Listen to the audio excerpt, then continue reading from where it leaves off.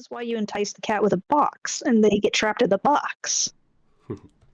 All right, we should be good to go. Welcome back, everyone. I'm so excited because we're going to be getting ever the more closer to a nice TPK as I throw you all into the arena. But until then, No. we have plenty of questions and plenty of things to get done. So, our last session, we ended on a bit of an undecided note to be said. So I'm just going to go run through a very quick recap, and then we're going to have some questions answered, if that's all right with everyone. Not as if you have much choice.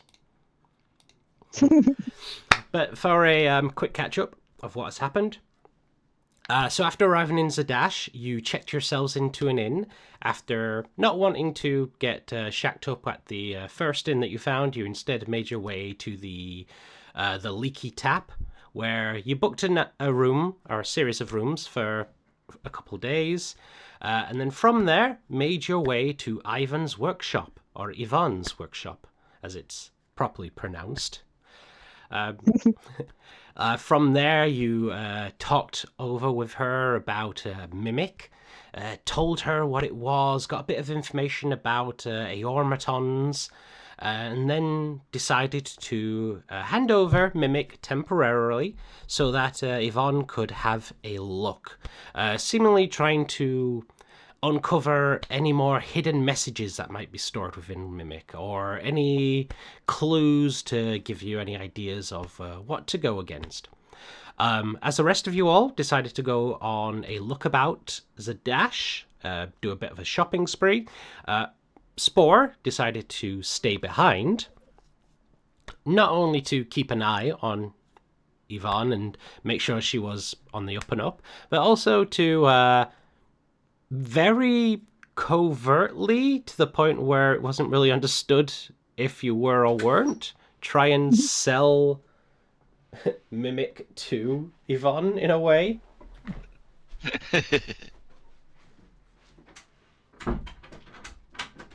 Let's get rid of the second MacGuffin. Nevertheless, Yvonne was willing to part with 68,000 gold pieces should you choose to sell Mimic.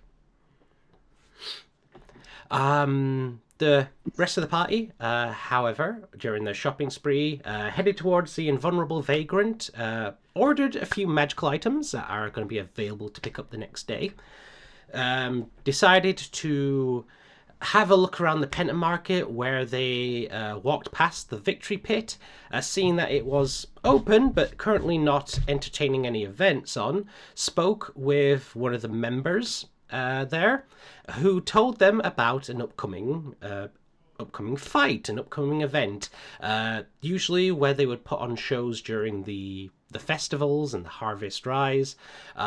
They were looking for members to just partake in, just a bit of entertainment for the locals and such, and you had willingly signed yourselves up. From there, you guys had pretty much the run of the town for the night, split ways a little later on, where Zalco decided to go check out a place called the Lodge of the Eclipse, and kind of jumping back into dot all the dots and sign all the T's. Spore, presumably you might not have stayed the entire night with Yvonne. Mm-hmm. So is there anything you would have gotten up to? During the night before coming to... I mean, like, how long did you stay with Yvonne? Because Yvonne spends most of the day jotting down notes and meticulously, planning out ways of investigating Mimic. They're not just, going straight in and opening it up. They're, jotting down sketches.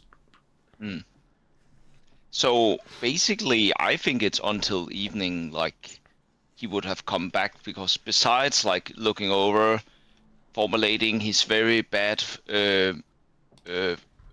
worded half-ass deal, he definitely would use time to spice up his potion, but also because he was he was trying not to show it, but because of the certain curse thing he have gotten, like basically he couldn't really focus going around town because he was feeling that something was growing underneath his skin all the time and being out. So he would finally be at like rest now and seeing that, well, basically this guy is not about to go with his prize. I mean, ours, of course.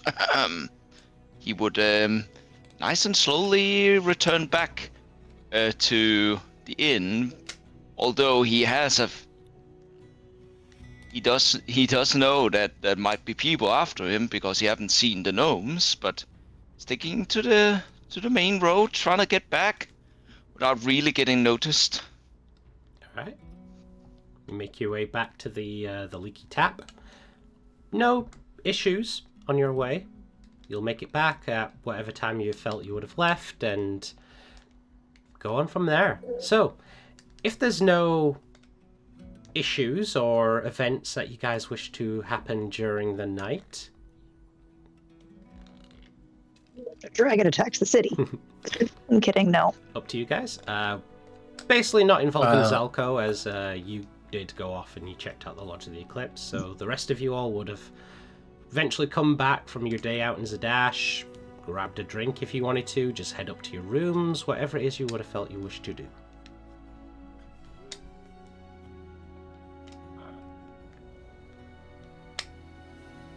Okay, I take that as you guys probably call it in for the night then. Come on, guys, we need to find the Thieves Guild. Come on. But there's a dude called the Gentleman. Alright, I'm going to take that as you guys just call it in for the night if no one's got anything they wish to do. Yeah. Yeah. Alright. You guys call it for a night, head up to your respective rooms. You can all go ahead and click your long rest and sleep in, and dawn will approach.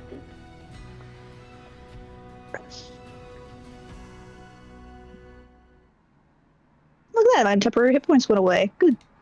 Indeed, as they would. So, as you guys wake up, in whichever respective way you would have shared your rooms, if anyone wished to have shared, but you start to hear the sounds of the light tapping of rain on the windows. You look out and see Zadash under a heavy-ish downpour, but the day doesn't look exactly bright and vibrant. Bit of a stormy day.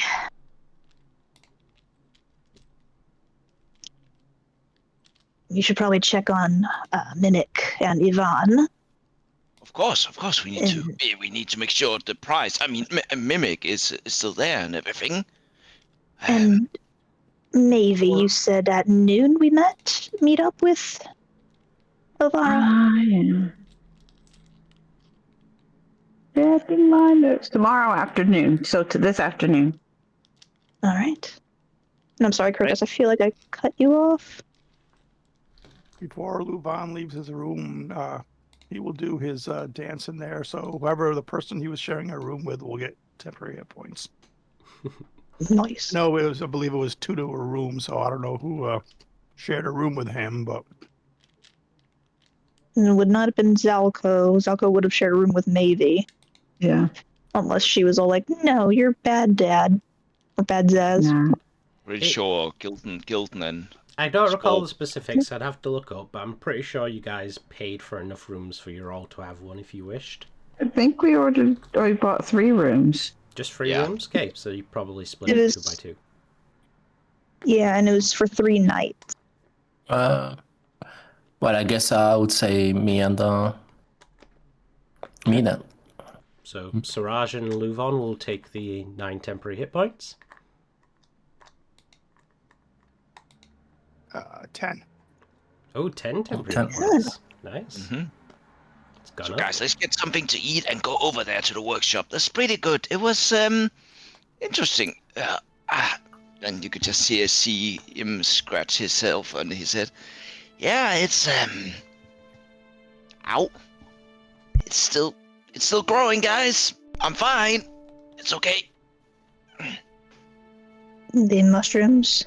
Yeah, blue mushrooms. What's They're growing? good. They're good for certain other things like death, uh, simultaneously growing stuff, and just the right components in other things. But this one by himself, that one, corpse mushrooms things. That's it's okay. I'm okay. I just need a nail. Yeah, Can I, your like- Spore, your Ins- madness has kind of dwelled down a little bit. You still have like heavy Yeah. scratches along your arms, which will take a moment to recover. But presumably you've all come downstairs. You find yourselves in the open area of the leaky tap. The current patron at the bar is Claudia. She was already awake before you guys had come down, and does look like she's in the act of cleaning and just getting things ready for the start of the day. Gives you guys a nod and a register as you take your seat and you all chat about what you wish to do. Am I able to make some type of insight or medicine check on Spore to make sure he isn't actually sprouting mushrooms? Sure, make a medicine check. Well, you can definitely see his top of his head, his bald Scratches. head is still red scratches like a claw thing through. 14. You're pretty sure he's not sprouting mushrooms. Alright. Well, good news, Spore. The only mushroom is in your head. Don't stop talking about it. It's hard enough not to. That's why. I got it. I need a nail. Yes, Claudia. But if you enough of me. have, Enough of like, me. Have everyone slept well? breakfast ales. Yeah, we had a very good. I had a very good night of sleep.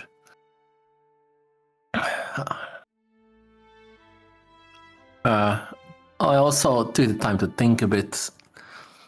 I think we don't need the. Is Alco closed? Yeah. Yeah, he's came downstairs. We're all clothed. Yeah, I've been thinking. I think instead of buying the hat, I'm going to try and look for a mask in the market. I think that's better. A mask. And anything simple, Because wooden walking or around as a drow isn't as bad as walking around in a mask. I think if I need to help myself, maybe I can use the mask and win over. If there is any crowd in the pit, that might be my way out of the issue in the city. Yeah. Probably if he became the next local legend, the next hero. Everybody likes a good hero. Yeah, or just entertain them, properly, maybe. Yeah, so Good enough.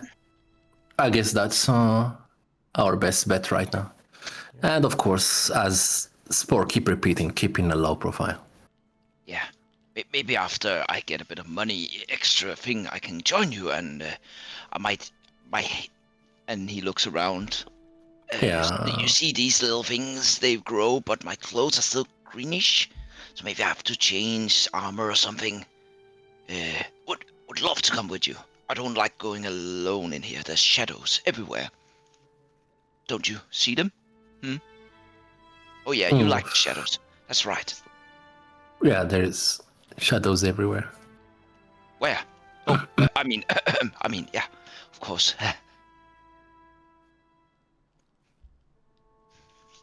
So, I ask for a bit of whatever they have as food and.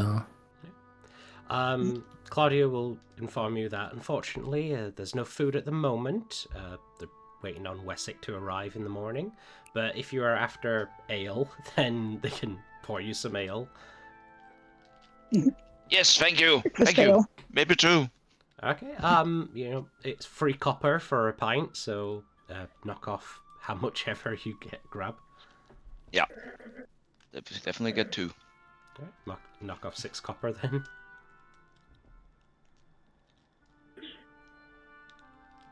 Do they have Nope. mead? We don't really have mead. We have ale, we have lager, stout, and then some wines and liquor.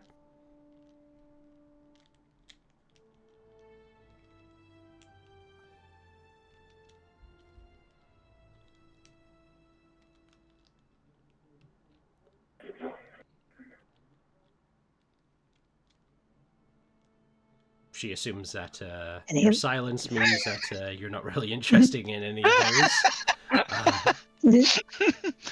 I mean, do any of those sound interesting to you, Levon? You know what, guys? The best thing about this, it's all size, normal, high size like you guys. So the ales are quite big for me. They don't give me normal size, so this is fantastic. Extra for me. He's so out of it, he doesn't realize he's using a thimble. I'm teasing. How much are the stout? The stouts, they are 8 copper pieces for a pint. Let me get a pint. Alright. Knock off 8 copper, and she brings over 2 house ales, hands them over to Spore, hands you a bitter stout, which is very kind of like a dark, hearty, and smoky flavor to it. Zalka also ordered an ale. Alright, this brings over an ale for you as well then. That's 3 copper from you. Alright.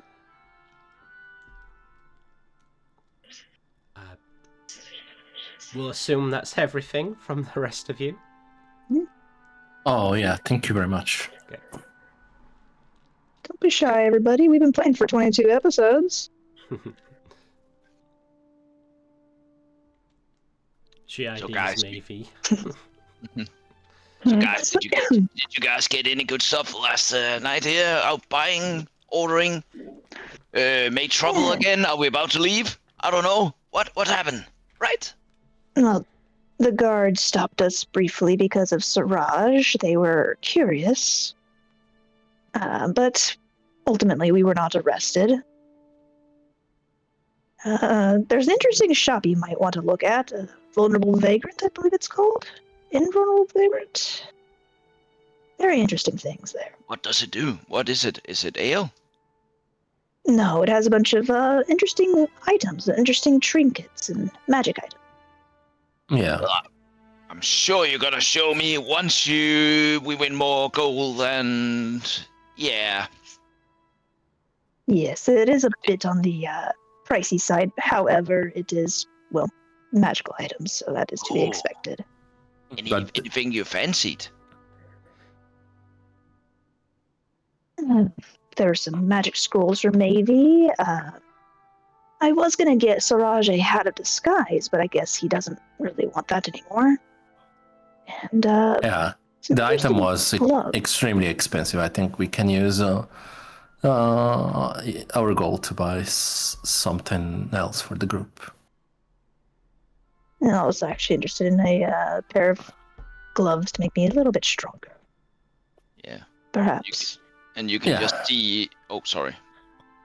And I also was looking for an amulet, but the price he asked for, even if we sell Mimic, we can't buy it. I mean, I don't mean to sell Mimic. I'm just saying Yeah. You that see it's Spore. extremely expensive. Yeah. So you just see Spore with his big trinket there. If only we had a lot more money. Would you sell 2 Mimic if we had a lot of Mimics? Spore? What? Sorry. Oh. What did you say, Siraj? What? I said, would you sell Mimic if we had a lot of them? No, I would never. Not for that price. We could definitely go double. Like, it seems like he's so special and everything, and this minor one, if we sell to the guild directly, well, we could definitely get the double, even and a bit of extra. I think it's... Yeah. Just gonna turn back to Zalka and whisper to him, he'll definitely sell Mimic. Oh yeah, I don't even need to make an insight check on that one. Guys, I can hear you. I'm not drunk yet. What do you mean? Like he is? Come on, guys, come on.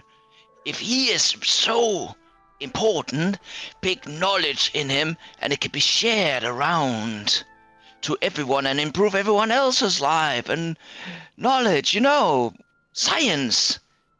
Isn't it a bit, selfish of us to leave him here by ourselves to be stolen from us to some bad people instead of actually experts in this town, and we get a good price for it?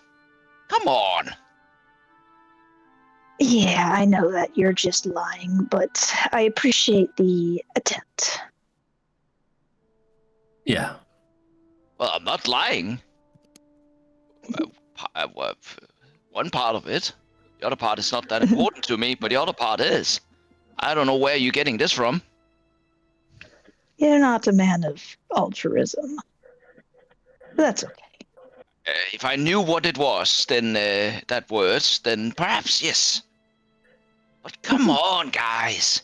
It's a thing. It's a little thing. You guys have ignored it plenty of times and kept it in a bag. If it could be of greater use for everyone else here, why not? First of all, Minik is a thing. He is an entity of his own. He is not a thing. He's not an item. But why should he be with us and not with people that understand that figure? Well, we don't know. We don't know if he's dangerous. If he's in the wrong hands, he could be, well, a couple other nations. So we gotta keep him if he is dangerous, because you don't want to give it to others. Does that mean that if we're about to lose him, you're gonna destroy him? Because he's gotta fall in No. all in? He can run away. He is fast. He is quite small and can hide in good places. Well, and he traveled with us for a very long time, He was there when we tried to cross that river and almost all drowned there. And Yeah. I'm not saying he's not a good boy. I'm not saying that. I'm just saying it's a little selfish for us to keep him here instead of with people that actually know what the hell he is. But sure, Well, let's wait and see what this expert has to say. You're right. It is a little selfish for us to keep something worth so much. Where's the gnome father? I think the bounty on your head would be quite sizable. There's no bounty. Are you sure about that? 100%. Mm-hmm. And they didn't send us someone to attack you for nothing. And that was just one bad day. It's a practical joke, That's us gnome. Ha ha ha. Right. Yes. Uh-huh. Zalko does not believe him at all. well, well, listen, Spore. Yes. I think you mentioned that you wanted to reclaim your past life, right? Yeah. Life is life. Yes. Where are you going with this? I mean, you literally told me when you were drunk that you just want to go back to your life that was taken from you. Were you just drunk, or are you just saying the truth, but you forgot? You can definitely see there's some wheels turning in his head, like, oh shit, I said, I mean, of course I said that. Yeah. Well, life is life. Just to get people off my back and start a new one, and yeah. Yeah, It's hard living on the road and selling mushrooms and eating way too many of them and avoiding stuff. Yes. So yeah, of course I want the money. Of course I want to. No, I'm not Who talking wouldn't want that much money? 60,000 to 100,000 gold? Come on. Well, some days I couldn't find enough copper to buy a piece of bread since I left Torhas, but we can't sell a friend, and I don't think we'll do the same with you. So, Friend, Oh yes. dear. and I don't think we're forcing Mimic to stay with us. I think he can leave whenever he wants, but maybe he feels I'm not saying we need safe.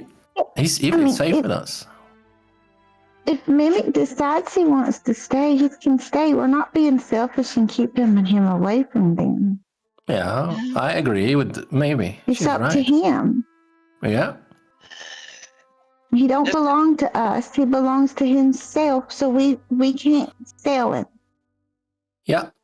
We're just happening to be there. Maybe we might be the one helping him get to a place he wants to go to, or maybe he's going to help us when we are not expecting it. But Oh, look forward to see that. yeah, he's going to do it, and you're going to do it too, Spore. Yeah, I know, but come on. Just keep an open mind. We wanna, a good deal for us, a good deal for everyone else, and the guild and us. And Mimic will be what people like. I'm just saying, keep it open mind. It could help us all. And And I have a deal for you. I'm sure you won't refuse. right? So, what do you think of fighting in a pit, killing monsters, and making money? What? What? But we already. Lots of money. Yeah. He looks over at Salko.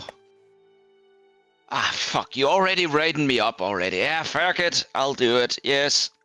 That's a good sport. Stay in the word. I better. And this time I won't do the same mistake as last time. So this time I'll let you give the final blow to the creature. Not like what I did with the goblin.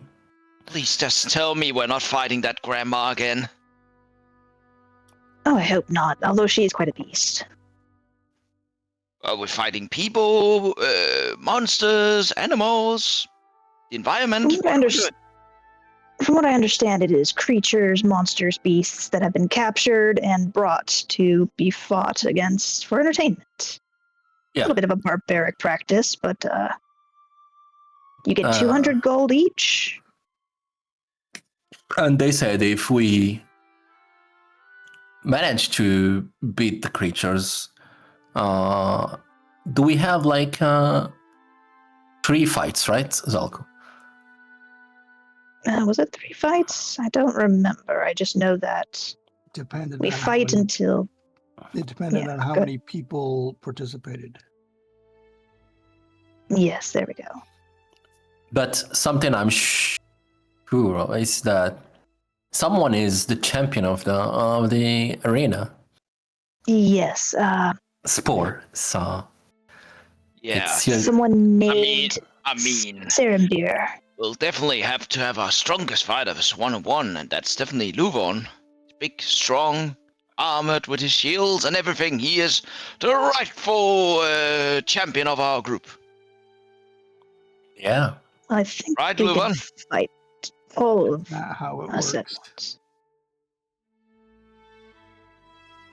Anyways, we need to get to the workshop. You make sure there's stuff there, and when was this fight in the arena? I guess tomorrow, technically now. Yeah. I also have to go to pick up my greatsword from the Well, I have from to the go shopkeeper. I need to learn something. Did you know anything about monsters? Which one? Did you get any information about like the champion? What he's good at? Weapons he has? Anything useful? I'm sure you asked good questions. We can do that today if you want. You normally think I'm a bit cuckoo sometimes, but I'm trying to be Putin about this and not, die. The thing is, we don't know anything about the creatures because that's kind of part of the thing. they're brought in more or less last minute. I mean, if they're brought So they don't in, they're on an order book, you can still find the information.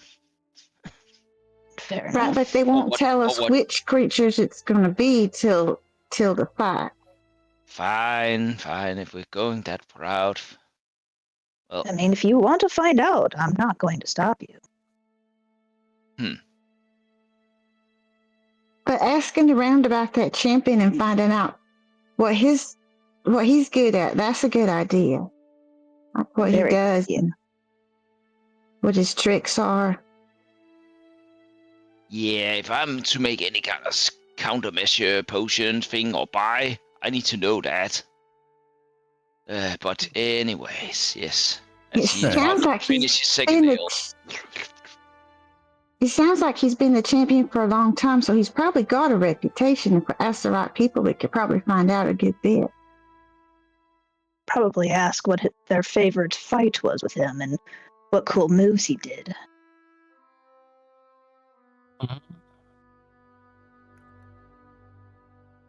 Yeah. We can try that today. Get some informations. I mean, if he's a champion, we can ask around. Everyone should know about him. Exactly. Maybe we can start asking from here. What's the name of the lady in charge of the inn? Claudia? You were introduced. Yep, Claudia.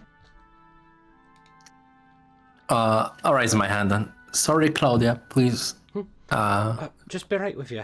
And she comes back from behind the bar and comes up to you and goes, "Are you after some more drinks?"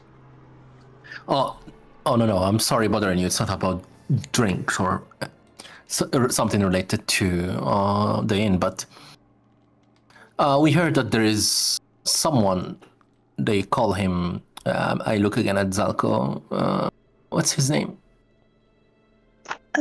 Serembir. Oh, Serembir. Yeah, Serembir. They call him like the champion of the arena. Does this person come often or from time to time to drink here, or did you know him in the past? Coming here, or... Damn, another 7. I think I know who you're talking about. But no, or at least they don't come here. I don't even know if they do attend any of the inns or the bars around the town. I've not really attended many of the games in the Victory Pit myself. I think I've gone once or twice. But yeah, I think I know the person you're talking about. It's very large, very large. One of your kind, Dragonborn type. Oh, a Dragonborn. Raises a brow that... Really? Yeah. At least what I can remember, kind of a dark, reddy, orangey kind of a hue. Does he go by a nickname around the... Sorry. Does he go by a nickname around the city, or... If you want to learn more about him, can you please guide us? Like, should we seek a place here in the city to guess about him? I mean, like I say, I'm not really quite sure if he does attend anywhere, so I can't help you there. Probably most information you could gather might be towards the Victory Pit, or maybe some other bars that might be fans. As for other names, I believe he goes by the... How was it? Yeah, it was something, one of those kind of horrifying stage names. The Fanged Terror. I think it was something like that. Yeah, start laughing. That's a good name. Very good name. Is there anything else Thank I can you. help you with? Thank you very much. That's more than enough. No worries. If you need any more drinks, please let us know. If you're still waiting on food, it is probably going to be a couple more hours. It's Oh, still no pretty worries. early, unfortunately. That is all right. I'm sure there's something on the way while we get all of our stuff done. Well, I'm going to go and get my greatsword from Mr. Pomad. Wanna join for a walk? Well, let's go to the mechanic first. Then we can go pick up your sword. Okay, we can do that. Yeah. Okay. You guys finished the drinks, and for those of you who didn't have ales, there's juice and things that you can buy. You don't always have to have alcoholic drinks. I'm sure Mavie would have picked up something, and you as well, Luvon. But oh no, wait, Luvon grabbed the stout. Anyways, but yeah, you finish off your drinks, and as you open the door, you pull up your coats and your cloaks as high as you can as you wade off into the downpour region of Zadash. At least I know. Magic umbrella. I have my raincoat. Yeah, I mean, you've got one in your stat block, so you're fine. Everyone else, you're like Magic pulling umbrella. up your clothes. We got Magic them umbrella. while we were in Yeah, we should have them. Eurosa. Yeah, if you guys want to pop those on, they're like, poncho raincoats, so yeah, you flop them over. Mavie's just like points a finger up and boom, umbrella appears around her. Well, doesn't appear around her. All the rain just doesn't land on her as her invisible umbrella washes it away. That's so nice. But yeah, let's do that. Yeah, you guys head off towards the western outer steads and towards the Yvonne's workshop.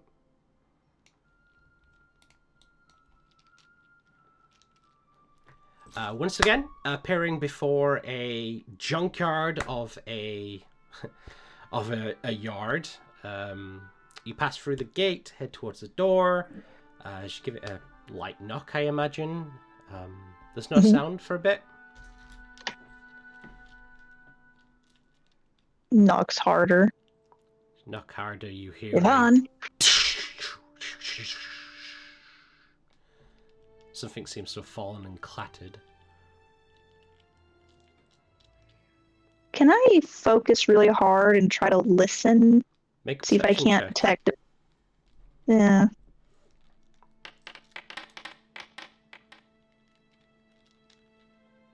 As you 15. press your ear up against the door, you hear another much more softer, but another something falling, and then a kind of a scraping noise, and then a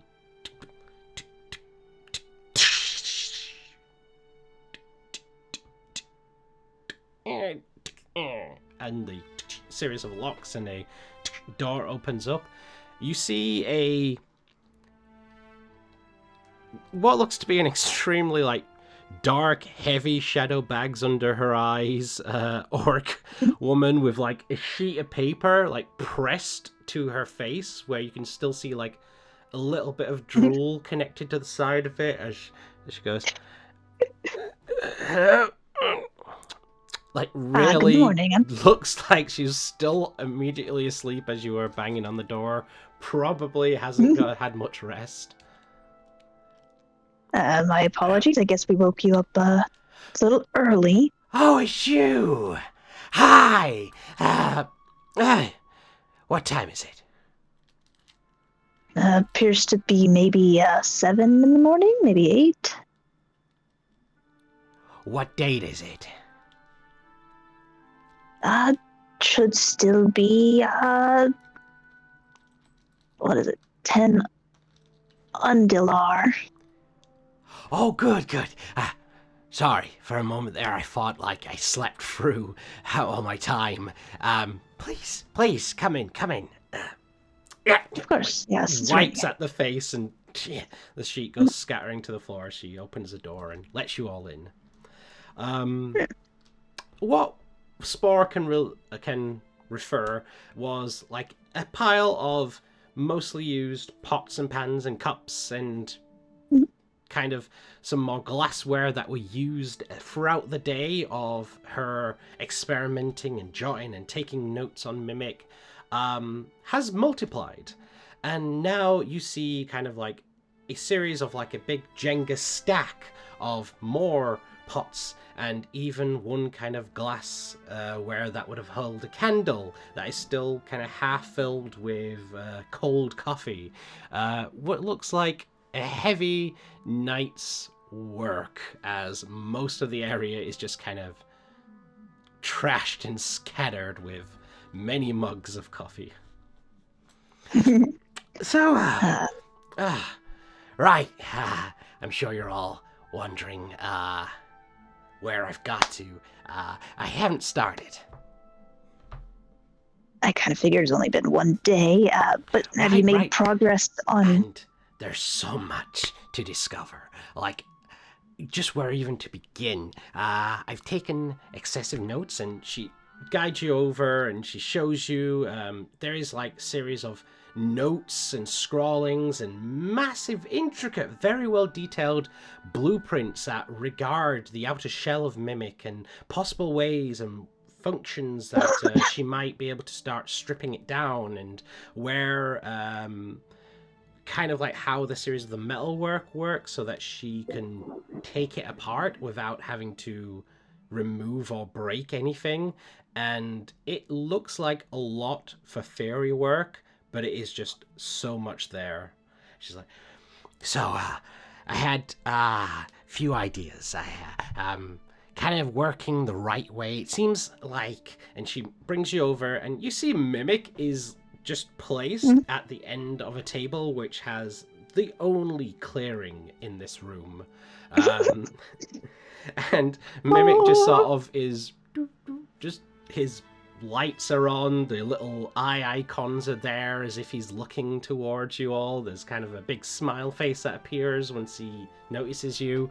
But as Yvonne brings you over, she's like, so it's kind of what you showed me here. See, there's this, what I can gather is the memory function of Mimic here is possibly placed somewhere towards the center. From what you've told me and what I've seen and what I can theorize is the core is kind of linked with the memory in a way. So whatever is powering Mimic here, that would probably lead to where I can access any stored data. So it's kind of a way of figuring out how I can see where the center is without seeing the center and working backwards. So I've made many theories, I've advised plans, and from there we're just going to start working our way towards the best possible goal here. Fair enough, okay. Do you have any notes that I can take to Elvira? You're seeing Elvira? Where? Yes. Today at the King's Hall at noon. That makes sense. Got a lot of business, that woman. If you see her, say hi. As for notes, I have nothing exact if you're wanting to take facts. Just fairies at the moment.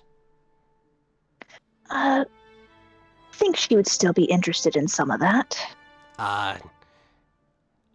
When will I get them back? Because I don't really have copies.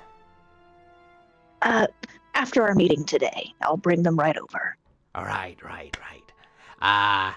You see, especially with your past perceptions, Alco, you see it like her head keeps like going towards Spore. And there's even this one moment where she's peering past your shoulder and like very blatantly is just like, did you talk to them? I tried. They need to know more whether it's good for him to be with us or be with your guys. I'm not quite sure what it means by if it's good or not, but the offer's still there, of course. Eyebrows definitely go up at that, and he spins to look at Spore. Seriously, What? Keeping my options open for all of us. You know, it's just business. Mimic is not yours. He doesn't belong to anyone. I'm sorry, Ivan. I know he probably, as he looks back to her, sweet-talked you as he rolls his eyes. But Mimic is not for sale. Well, you can't really blame for trying. I mean, the offer is there, of course, if you change your minds. But if he has to go at some point, why not get paid? That's all I'm saying. So, if you're needing those notes now, I guess really take your pick. Kind of motions to the scattering of pages across the tables. Oh boy. I have a question. Looking at my wizardly quill, I know I can copy spells extra fast. Would I be able to copy down other stuff extra fast to copy some of her notes? Or does that only apply to spells?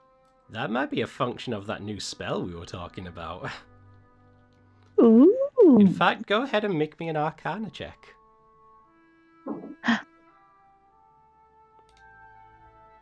I wish I could give her advantage, but I don't know she's doing this, so...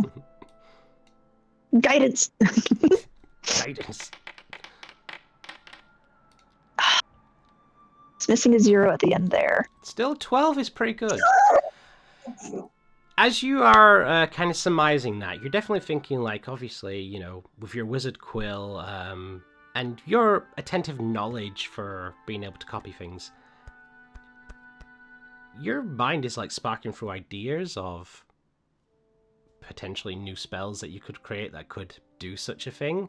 I would also say, because of your wizard quill, if you wanted to copy these down, you couldn't do them really quick, but you could do it a lot quicker than other people. Yeah. Okay. Yeah, probably wouldn't be an hour thing. Depending on how many pages you wanted to do, could be a number of hours. And we just need a little bit. Just perhaps like a diagram. Well, I've got plenty of diagrams. Again, all theorized. Trying to guess how the interior functions would work without really getting to see inside just yet is, well, as you can see, there is various diagrams of, like, what could potentially... There's even, like, one which looks like maybe it was in the closest time to her sleep-deprived state, where it's just, like, a ball inside a ball, inside a ball, inside a ball, inside of, like, you know, a little... Those little Chinese toys that are inside each other, and it just keeps going and getting gradually smaller. Russian dolls. Yes, the Russian dolls. Yeah, the Russian dolls. Yes, the Russian doll. Thank you very Nesting much. dolls. We'll probably exclude this one as he puts that to the side. Alright. How many other diagrams and notes are you taking? Why do you think she could be interested in seeing theories? She's an arcanist.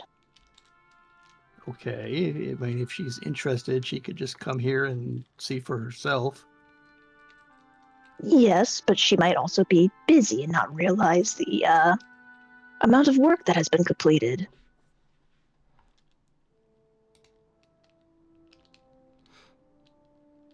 I think Zalka will only take maybe at maximum 3 diagrams that look probably the most accurate to him. Okay. Make an intelligence check. Yep. There it is. You sure this can't be an There Arcana it check? is. No, this is very much your intelligence of being like, that looks like it's plausible. Oh, okay.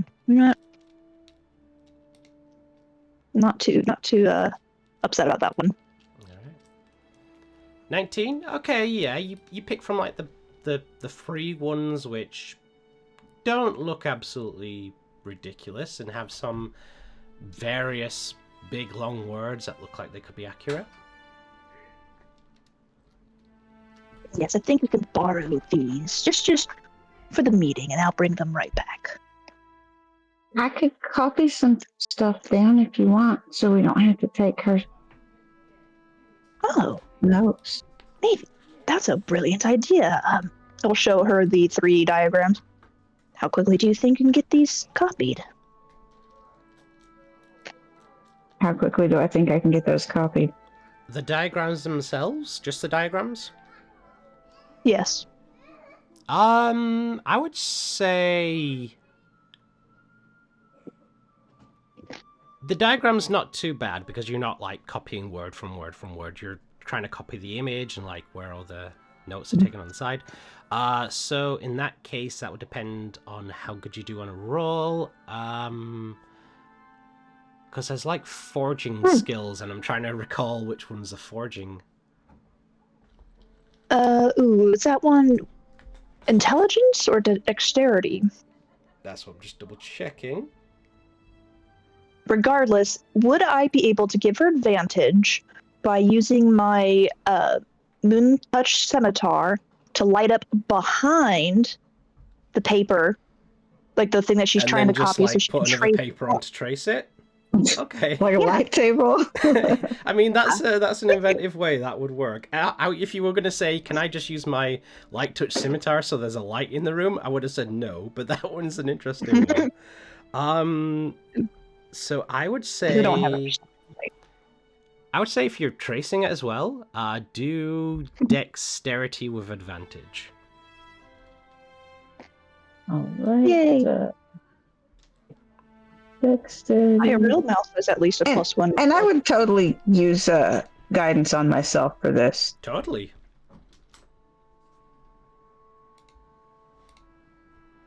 Let's see. Situational bonus. 1. What? 1d4. Advantage. Okay, nice. Like, doesn't even take you that long. You're probably 30 minutes, and it is a perfect trace, perfect sketch. You've even taken the effort of the parts where you couldn't trace, like the little bits of shading and the very intricate little, zoomed in parts. You got them completely perfect. And not that I'm likely to need it, but if I want, because I use my wizardly quill, I can make it all disappear as a bonus. Oh my goodness. Oh, that'd be so mean. Good way to troll somebody, though. Maybe you're an artist. I didn't know this side of you. Well, I mean, it did help that you put that light behind it to make it easier to, copy exact. There's still an impressive skill. You're always impressed with anything.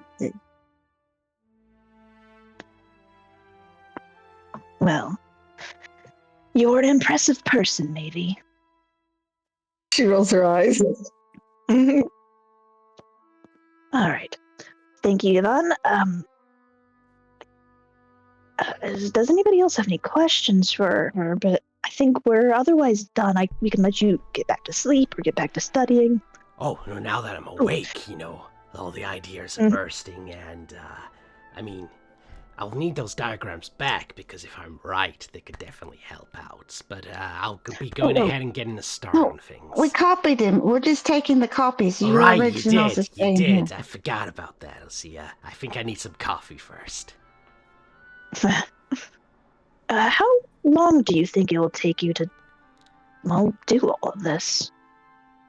If I'm being extra careful, and you're definitely sure you want it all going back the way it was, and if I'm going very delicately, it's hard to say, but I probably would need quite a few days to work with it.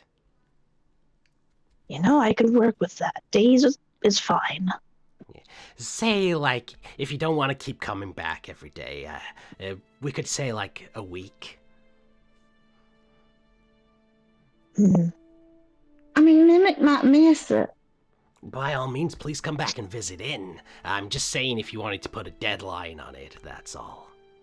Yes, let's just say a week, but we'll still Right. pop in and bring you a coffee and a biscuit or something.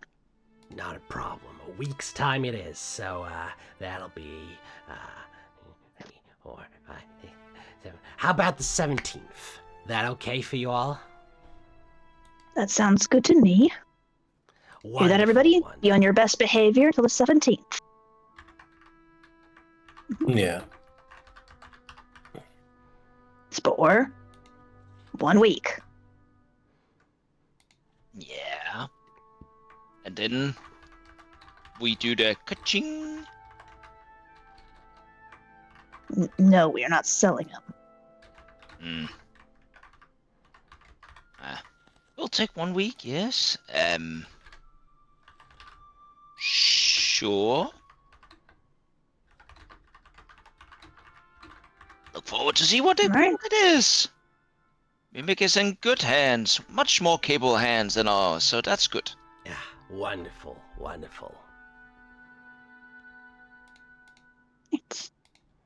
Well, we'll get out of your hair, Yvonne. Thank you, and Not a you have a problem. pleasant day. And, if you want to come back next time, please respectfully bring coffee. It'd be very needed. Absolutely. All right. I think I'm out of pans.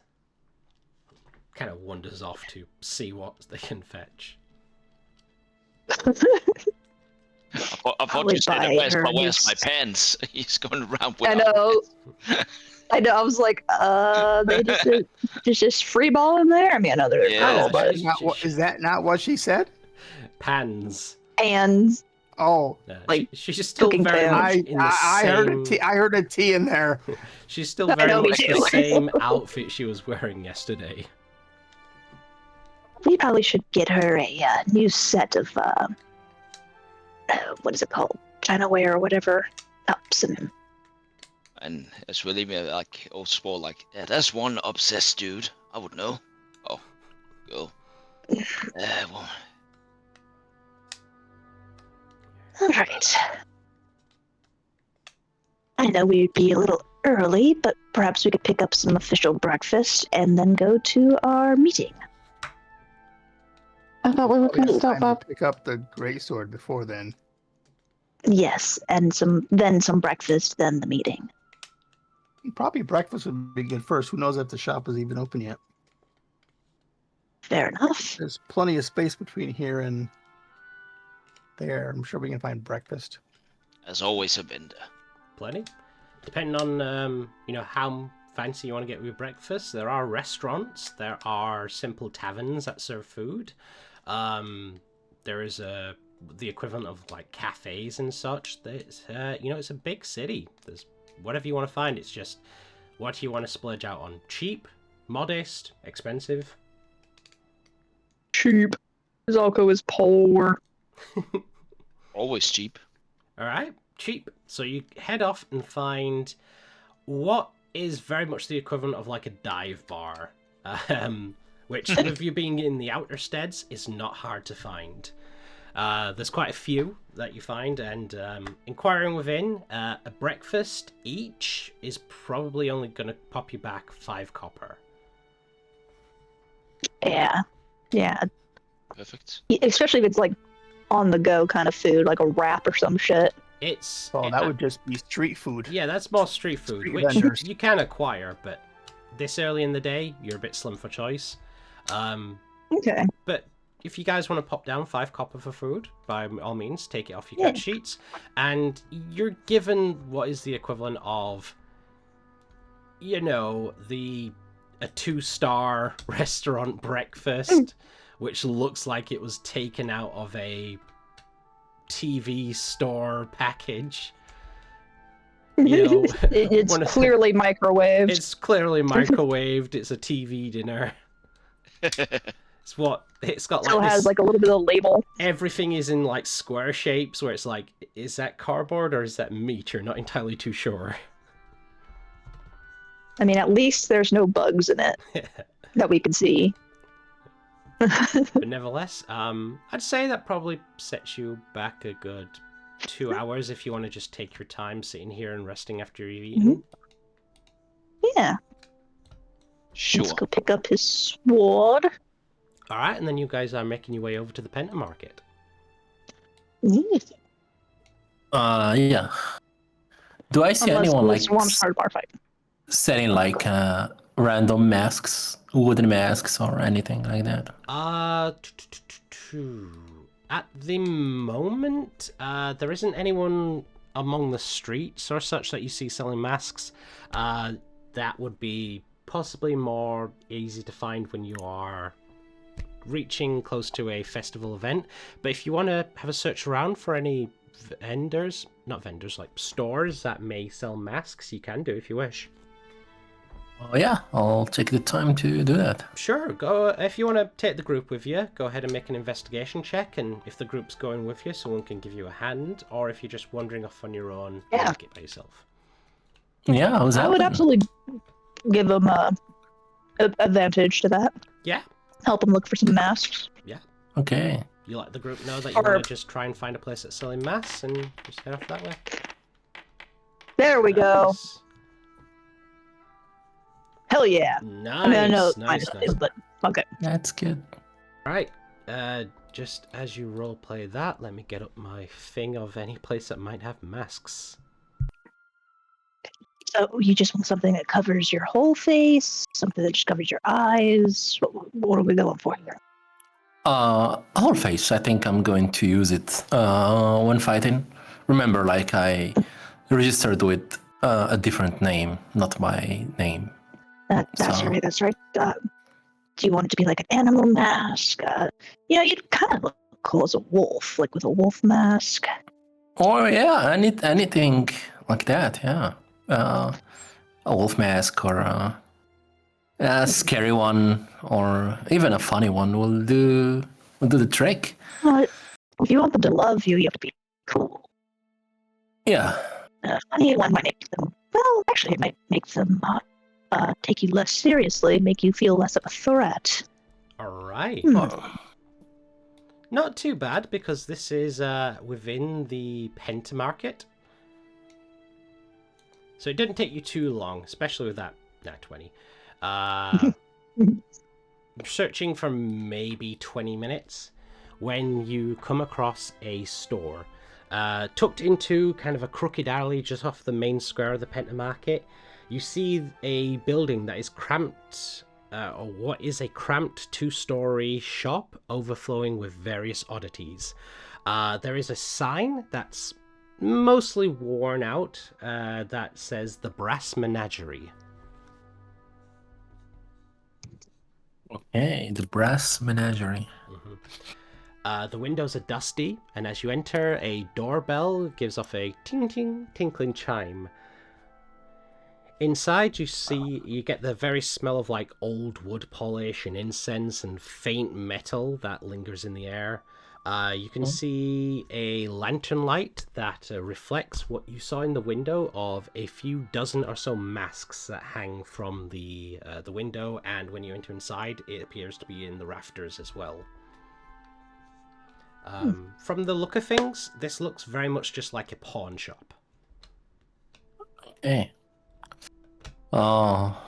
First I'll enter and I'll look around, but then I'll ask gently if there is anyone here. You see currently 2 individuals. One appears to be stood behind a counter. The other one appears to be crouched over something, and then as you guys enter, he quickly folds it over with a cloth and wraps it up and goes, "We'll have this discussion later."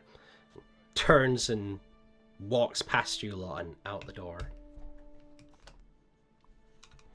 Hello. Could I caught what they covered up before they did, or?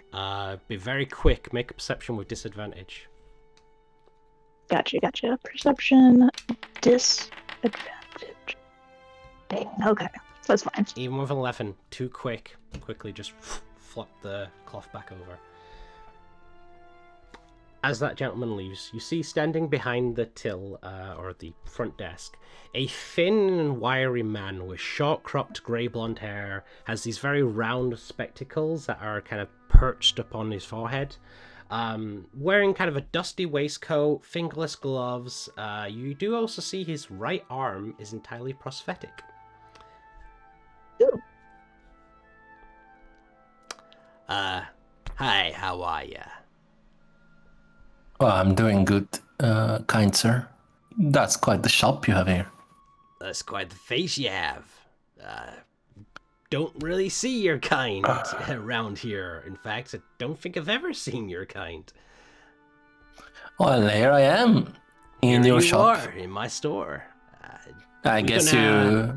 We gonna have a problem, or are you gonna play nice? Because, not to boast, but I'm having a boring day at the moment. You see Siraj Here's patrons. laughing a bit, and he looking around. He's speaking while looking around. Yeah, so I'm looking for a mask to cover, this, and he touches this face. Totally understandable. A face to like avoid yours, problems. I'm sure you don't want to be attracting all the ladies, so I can definitely do you a mask. Okay. He sort of like gestures. In a case of like he's not gonna show you what he has, he just gestures for you to kind of find what you want. And there is assortment of masks. It looks like, various festival masks that people no longer want obviously got traded in here. There's like porcelain dollish type masks. There's leather hunter masks. There's like these almost like clockwork ones, but the eyes are kind of twisting and moving. Basically, what do you want? What do you find? I guess. What do you think, Salko?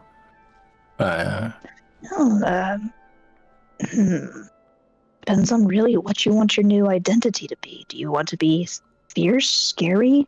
Do you want to be soft, friendly? Not scary. I'm just gonna use it during during the fights. But it's good if it helps me win over people. I've been thinking quite a lot lately, so I'll try my best to win over the crowd during the fight. Try to entertain them as much as I can. So I would say, a I would mask. recommend something with color. Okay.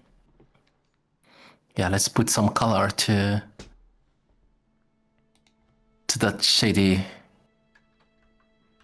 the dark, shady skin of mine. Yes. Something a pale blue. I think you would look really good in blue. Okay, I'll do it. So I'm trying to look for did you say dark blue, right? Pale blue. Pale blue, okay, for a pale blue skin, if there is any. Basically what I'm saying is you tell me what you find. Okay, I'll get Yeah, you get to a pale blue skin, like a mix of wood and pieces of well-worked metal, I would say, yeah. Okay. So yeah, you kind of find this, I would say it kind of resembles kind of the way of like a Guy Fawkes mask, where it's obviously some kind of festival mask that's made to be shaped to look like a person, but it seems as though like maybe it started off like a white paint or a white face skin that was over it, and it has slowly turned this more paler blue. But you get like this kind of, the goatee, the mustache that curls round, and the very shapely features along the eyes. And it is a full face mask. Okay. That will do it. Yeah. make sure to get some gloves because you don't want the skin of your face to be covered, but the skin of your hands not to be. Okay, I'll do that. I guess I have to let my hair loose too over my ears. Well, I'll do that. I don't want to Good choices. get any of us into issues. Well, this one will do the job. Sir, may I ask you about your name so I can address you properly? Fair enough. The name's Marin. Marin Daskell. Marin Daskell. Nice shop you have here. Thank you. Yeah, this is the the mask I'm going to take. What's the price for this one? Well, I think I heard your friend talking about gloves. You sure you don't want to pick some up while you're here? Oh, you do have gloves too? Got plenty of gloves. Yeah, if you have like some black leather gloves, Easy to we'll do the find. shop. There's plenty of like fingerless ones, long ones, kind of like more fancy dress that come up to your elbow. Simple, short gloves, Alright, but I need to actually, cover the whole hand, fingers included. Okay. Do you want like, kind of like the thick hunter gloves, or something more defined to your hand, like thinner material? Something that will help me like keep my grip on a very big greatsword, sir. Yeah. Both could do that. Okay. It's like, do you want like Okay. the big hunter gloves that are like got that big kind of texture to it, or do you want something more thinner so it looks like More thinner, more thinner is okay, better. so Yeah. you get a pair of these like not so much like leather, they're more of a faux leather, but they do fit your hand nicely. Okay, how much for the gloves and the mask? Gloves and the mask, I'd say 5 gold for both. That's a steal. I'll give you 4 gold. Make a persuasion check.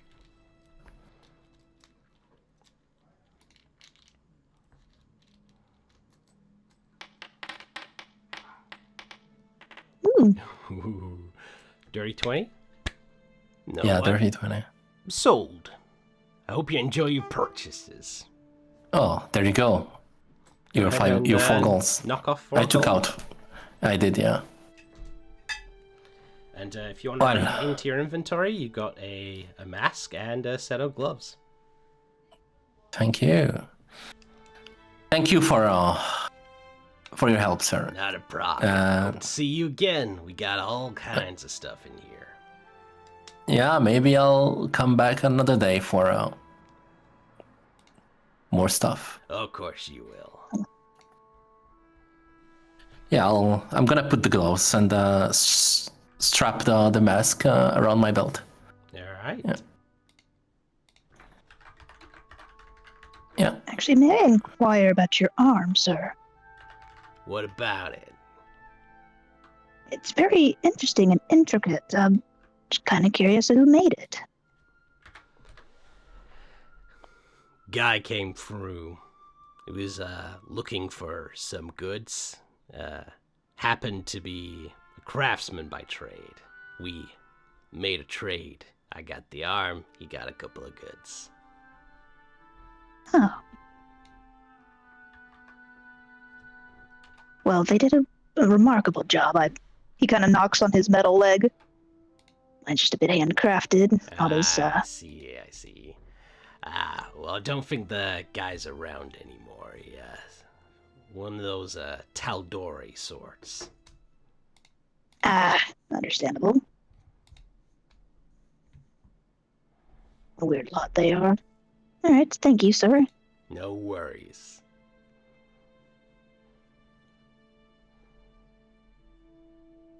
Yeah. You guys leave if there's no other things you wish to purchase. What does a Taldori sort mean? Taldori is the other island, or one of the other continents.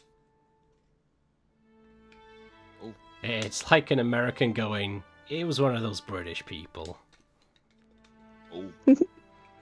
Okay. Is there a shop we can look at? Or did I miss anything? No, Okay. we were just role-playing a little bit. Since sound like he could see an item. I mean, if there's anything you're looking for, it's just a general pawn shop. Sorry.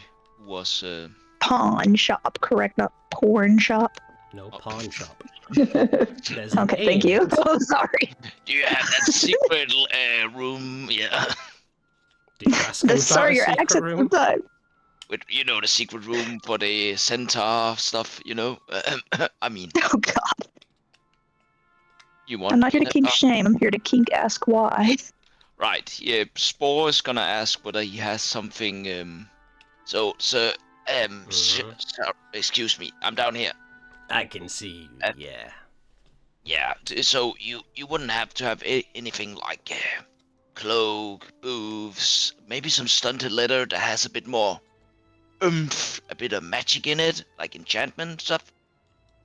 Well, I don't have anything that's like a cloak, but I do have cloaks. Any special property to them, or just normal cloaks? Who knows? Maybe they have special properties, but you won't find out until you buy one. Well, I do have one, as he points a finger back. That one, maybe can definitely tell if it's magic or not, but... Okay. But I probably don't have enough money, but I just needed to know if I'm coming back here or find another shop. Well, if you do come back, we'll still have the cloaks available. Excellent.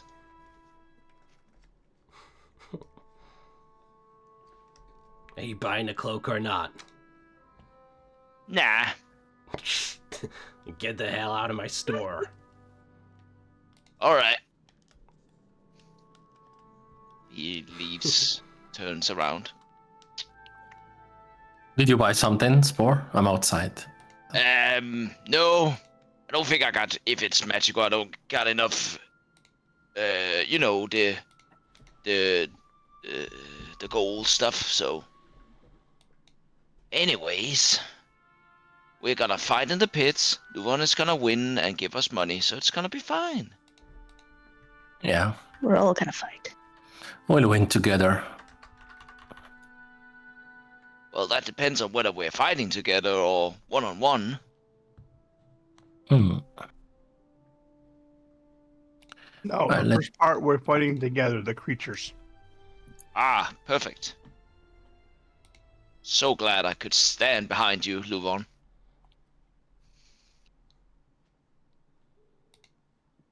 As he looks smiling at you. He's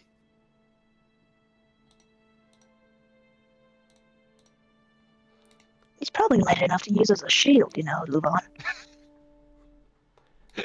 Does Luvan not erect at all? I think he's tired of your shit by now.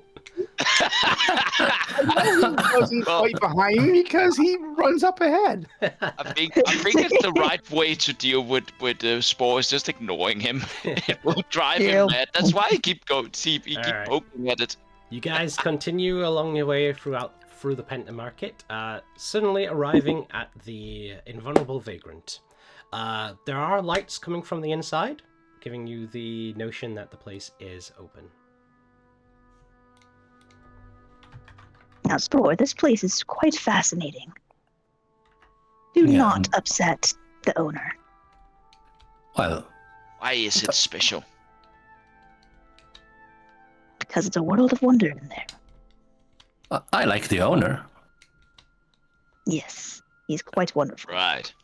Yeah, he's a very good guy. So, shall we proceed?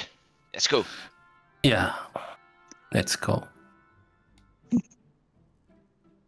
Yeah, so I guess we enter. All right. Entering into the store, a soft chime rings. Spore, for you, the first time being in here, you see the large building, which is of stained wood with green and gold velvet hanging on the outside, and the interior is warm. It is nice and well warm, lit by lanterns that are floating within the air. And as you all step in and brush the rain off of you, there is a hey there. Apologies, but just let me take care of that. And you watch as a very large furbolg steps towards you all from behind the counter, and with a wave of his hand, there is a fluttering of a scent in the air and a kind of a magical breeze as the water seems to almost lift from your jackets and dissipate into just mist. Respectfully, I'm trying to run a nice, clean establishment, so I hope you weren't offended. Absolutely not. Thank you. All right, all I'm at least appreciative. Welcome back. You're very early, but you'll be happy to know things are in the works, and your scrolls, as he points towards Mavie, have arrived, most of them, and your weapon. It took all night, but I got it done. Oh, thank you so much, kind sir. Yeah. No problem with it? Don't suppose any of you are looking for work, perhaps, to be assistants? What kind of work? I think I need someone who has a bit of enchanting knowledge. Respectfully, I could use a hand here. I haven't ever done anything like that, but I'd love to learn. No offense, I do think I need someone with a bit of experience in the job.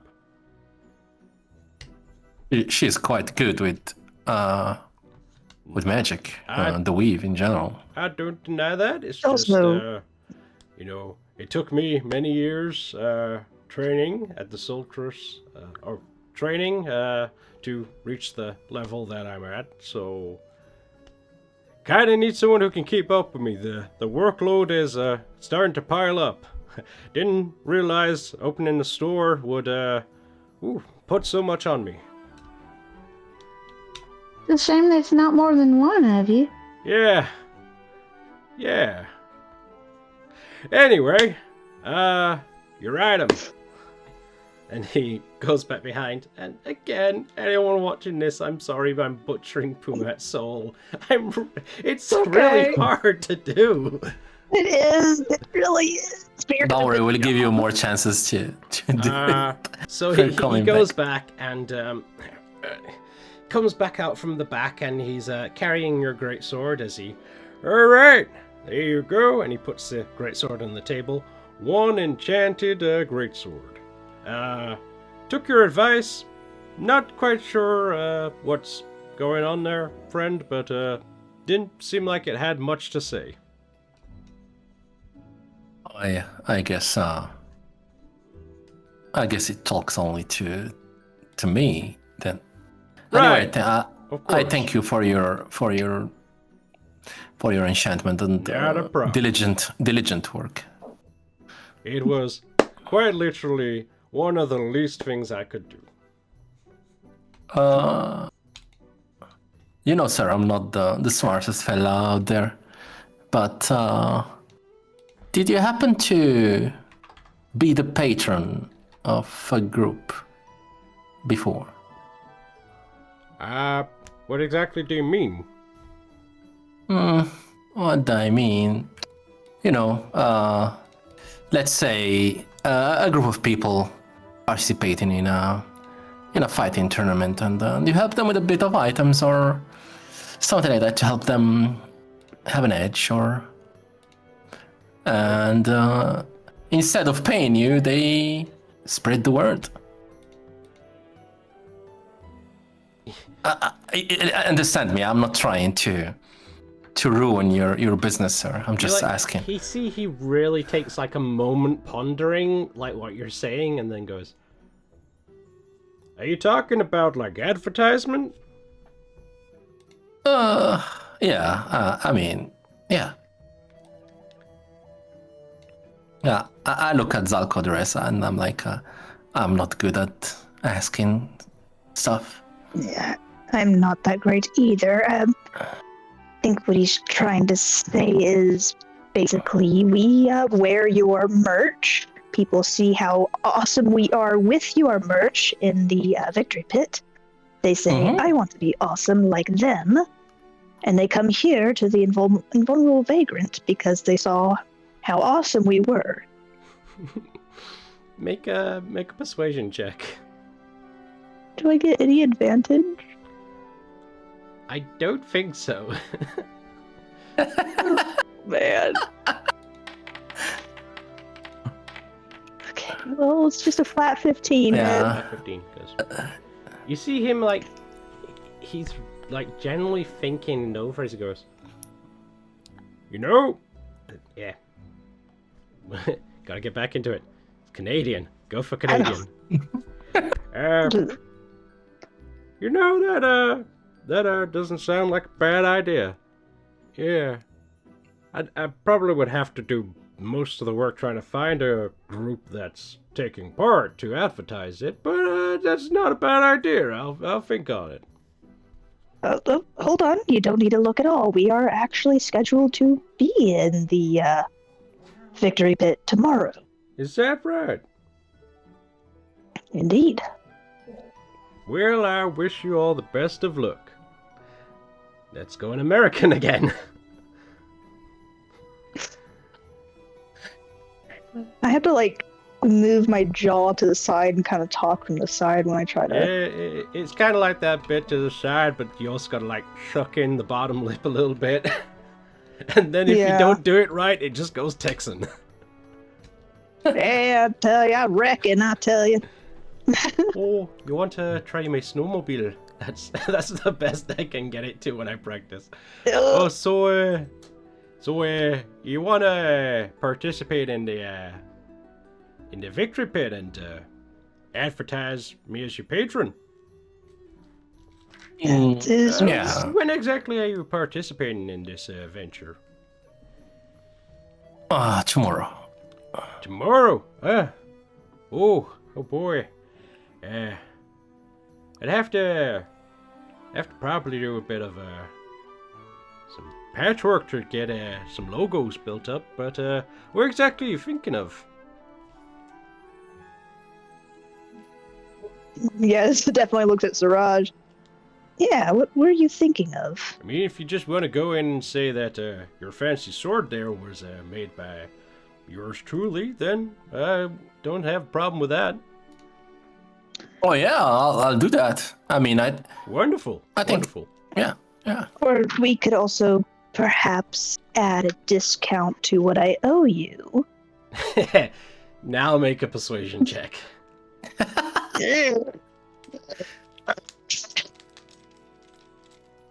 It's not gonna go well because it's me. See? 14. Discount, you say?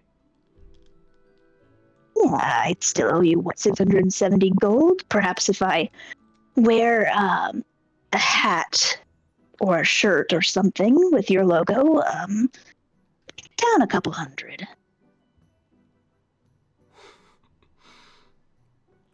For wearing a shirt? With your store name. And winning. His eyes perk at that last bit as he goes, alright, if you want to make a deal about this,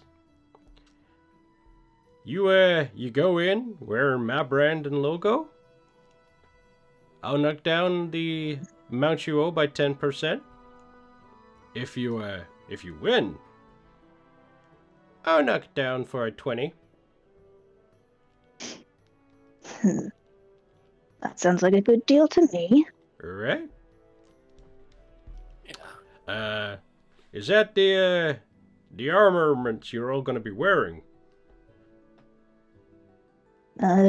Yes. Plucks his hands together and starts rubbing them vigorously before he... Alright then. Walks over to each one of you and places his palm upon your... the back of your armor. And you hear a slight hissing sound. Maybe for you, he places his hand on, and you don't hear a hissing. You just kind of hear a soft sound. But nevertheless, as you each kind of look at each other, there is a logo on the back of each of your armors. I will say, Spore is like, hey, I'm about to buy something before. Oh, ain't you a sharp little fella? And he tussles what little bit of hair you have as he puts the logo on. That's awesome. Oh my god. Oh. Yeah, NASCAR sponsorships.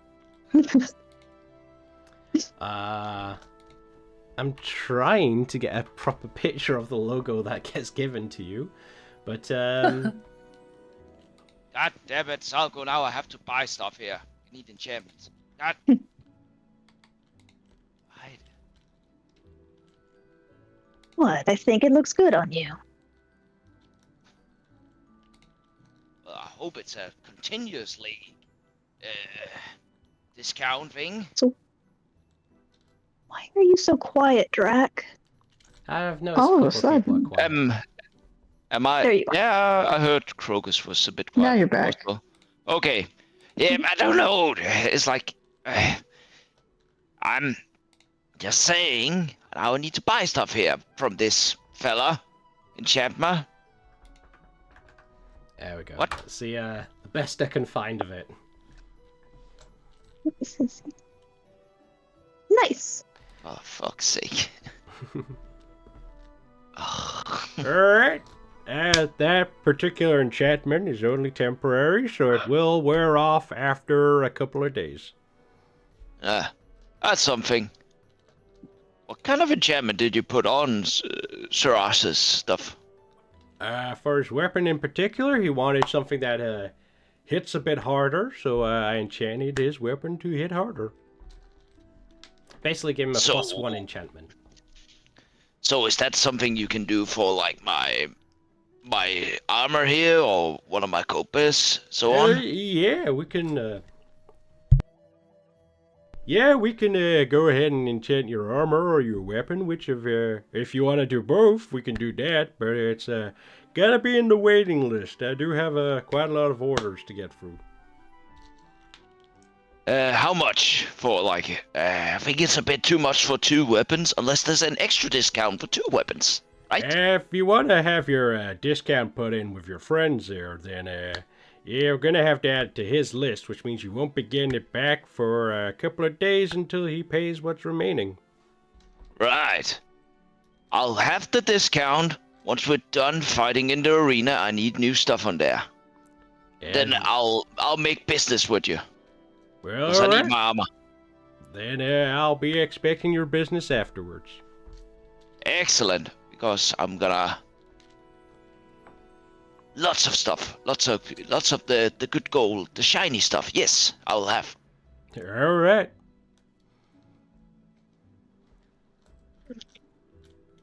Speaking of the arena, how long have you been in town, Mr. Pumatzo? Hey, I've been in business here for about 3 years now. Do you watch any of the fights at all, or do you mostly stay here and I've work? attended every now and again when they've had the fights on for the harvest festivals. Wonderful. What do you know about the Fanged Terror? I heard that he's the champion? Oh, you mean the champion? Trying to do less as with it, but it just keeps working. Yeah. Oh, so from what I heard about the champion is that he only came into town about well, I'd say a bit before I did, about 5 or so years. He don't participate in the festival championships. Apparently, he's more interested in fighting people than he is the creatures. But he does take part in a few fights against them every now and again. But I've not seen him. Okay, interesting. I just been wanting to know a little more about this individual, as he's apparently a dragonborn as well. He's a dragonborn. That's interesting.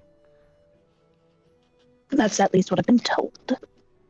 Alright, thank you, Mr. Soul. If you want a bit more information, I'd probably head on over to probably the Sparkhammer Smith or the half of the Alcarver. They do the Sparkhammer Smith, that is, do make a lot of the weapons that get used in the Victory Pit. Oh. Do they That's also valuable make information.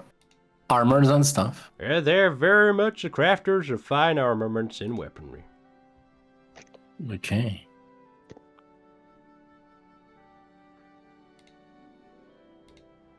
Alright, Spore, take a good look around. Is there anything else you'd like to get?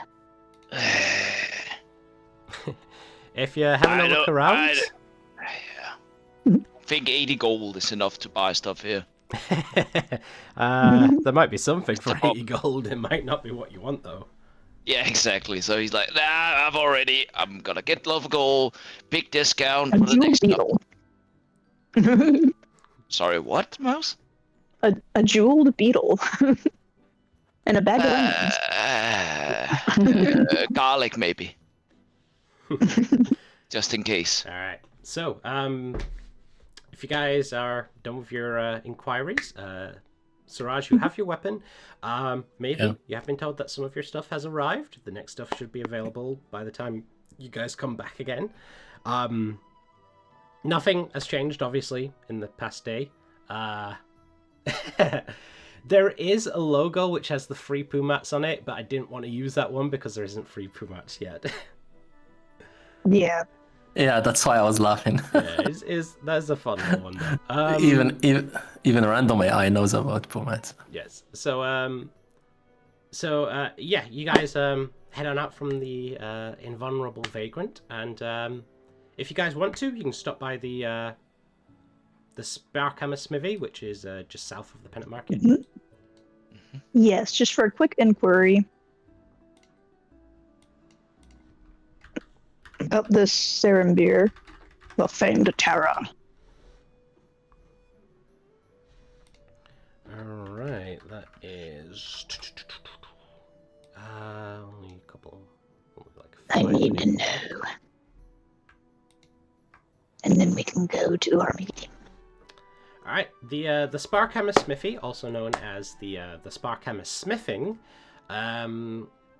is very much as you would expect a smithery to be. And even as the rain pours down across you all, you do see currently at work what appears to be a rather toned and quite muscular within the arms individual. You see a I was about to say a humanoid, but they're all humanoids. A halfling. You see a halfling with deeply tannish red skin, short black hair, very muscular arms, wearing a leather apron and leather gloves, and he's currently ting, ting, kind of hammering down on a bit of metal. Hello, good sir. The head comes up and goes, sorry, just be one moment. Ting, ting. All right. Steams off the metal in the water basin by his side as he wipes his brow and goes, sorry about that. Anything I can help you with? We were just told that this is probably the best place to get your armaments if you're going to fight in the victory pit. Yeah, you can get them from here if you wish, but mostly people bring their own stuff. I just make kind of extras for the individuals that didn't.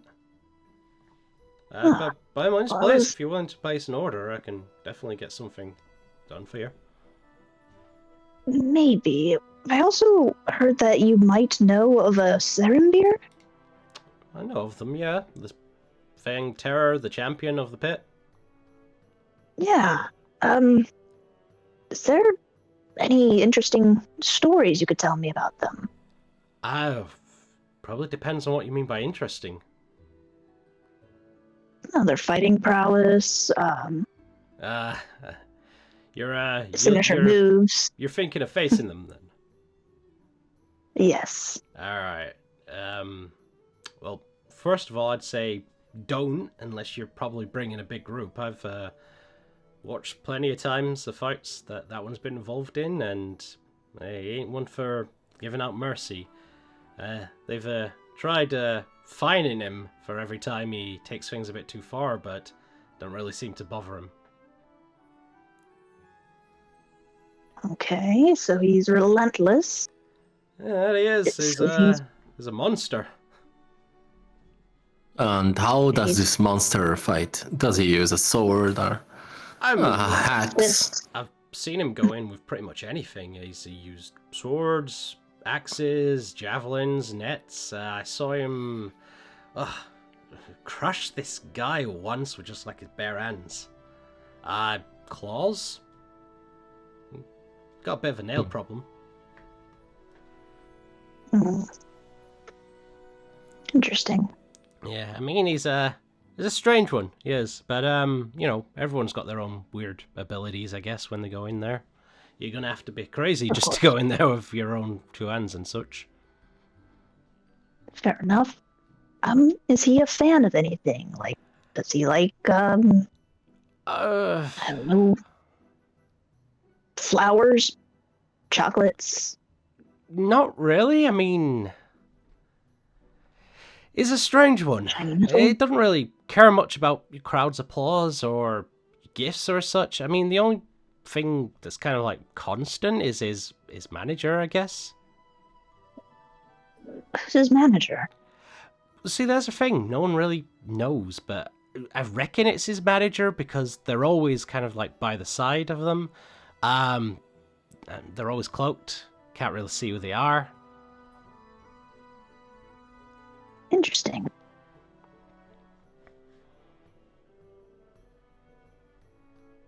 Sorry, writing notes. That's fine. But yeah, he's real weird. Some of the stuff he does is just insane. Interesting. Well, he should be, since he's the champion. Yeah. Definitely knocked the last champion off his throne with a big bang. No one was expecting that. Oh, what happened to the last champion? Oh, I mean, that guy was a brute. We're talking like, mighty Goliath type, and he was champion for maybe 10 or so years of the pit, and then all of a sudden in comes this Dragonborn, and things were like, everyone was expecting like a proper tense fight, they both looked tough and strong, and it just won. Boom! Took him out like that. Wow. Just one hit and he was the previous champion, the Goliath, was gone? What even a hit? It's like just boom! Exploded in a fireball? Maybe not that much, but you get what I mean. I mean, there's hits and then there's hits. That's concerning. Yeah. I mean, I consider myself a pretty tough guy, but ain't no way I'd step in the ring with that beast. I mean, to be fair, I'm not entirely sure he is a Dragonborn. If I had my bets on it, he's part dragon. Does he have a tail like a dragon? See, there's the funniest thing. When he steps into the ring, he doesn't. And then, he does.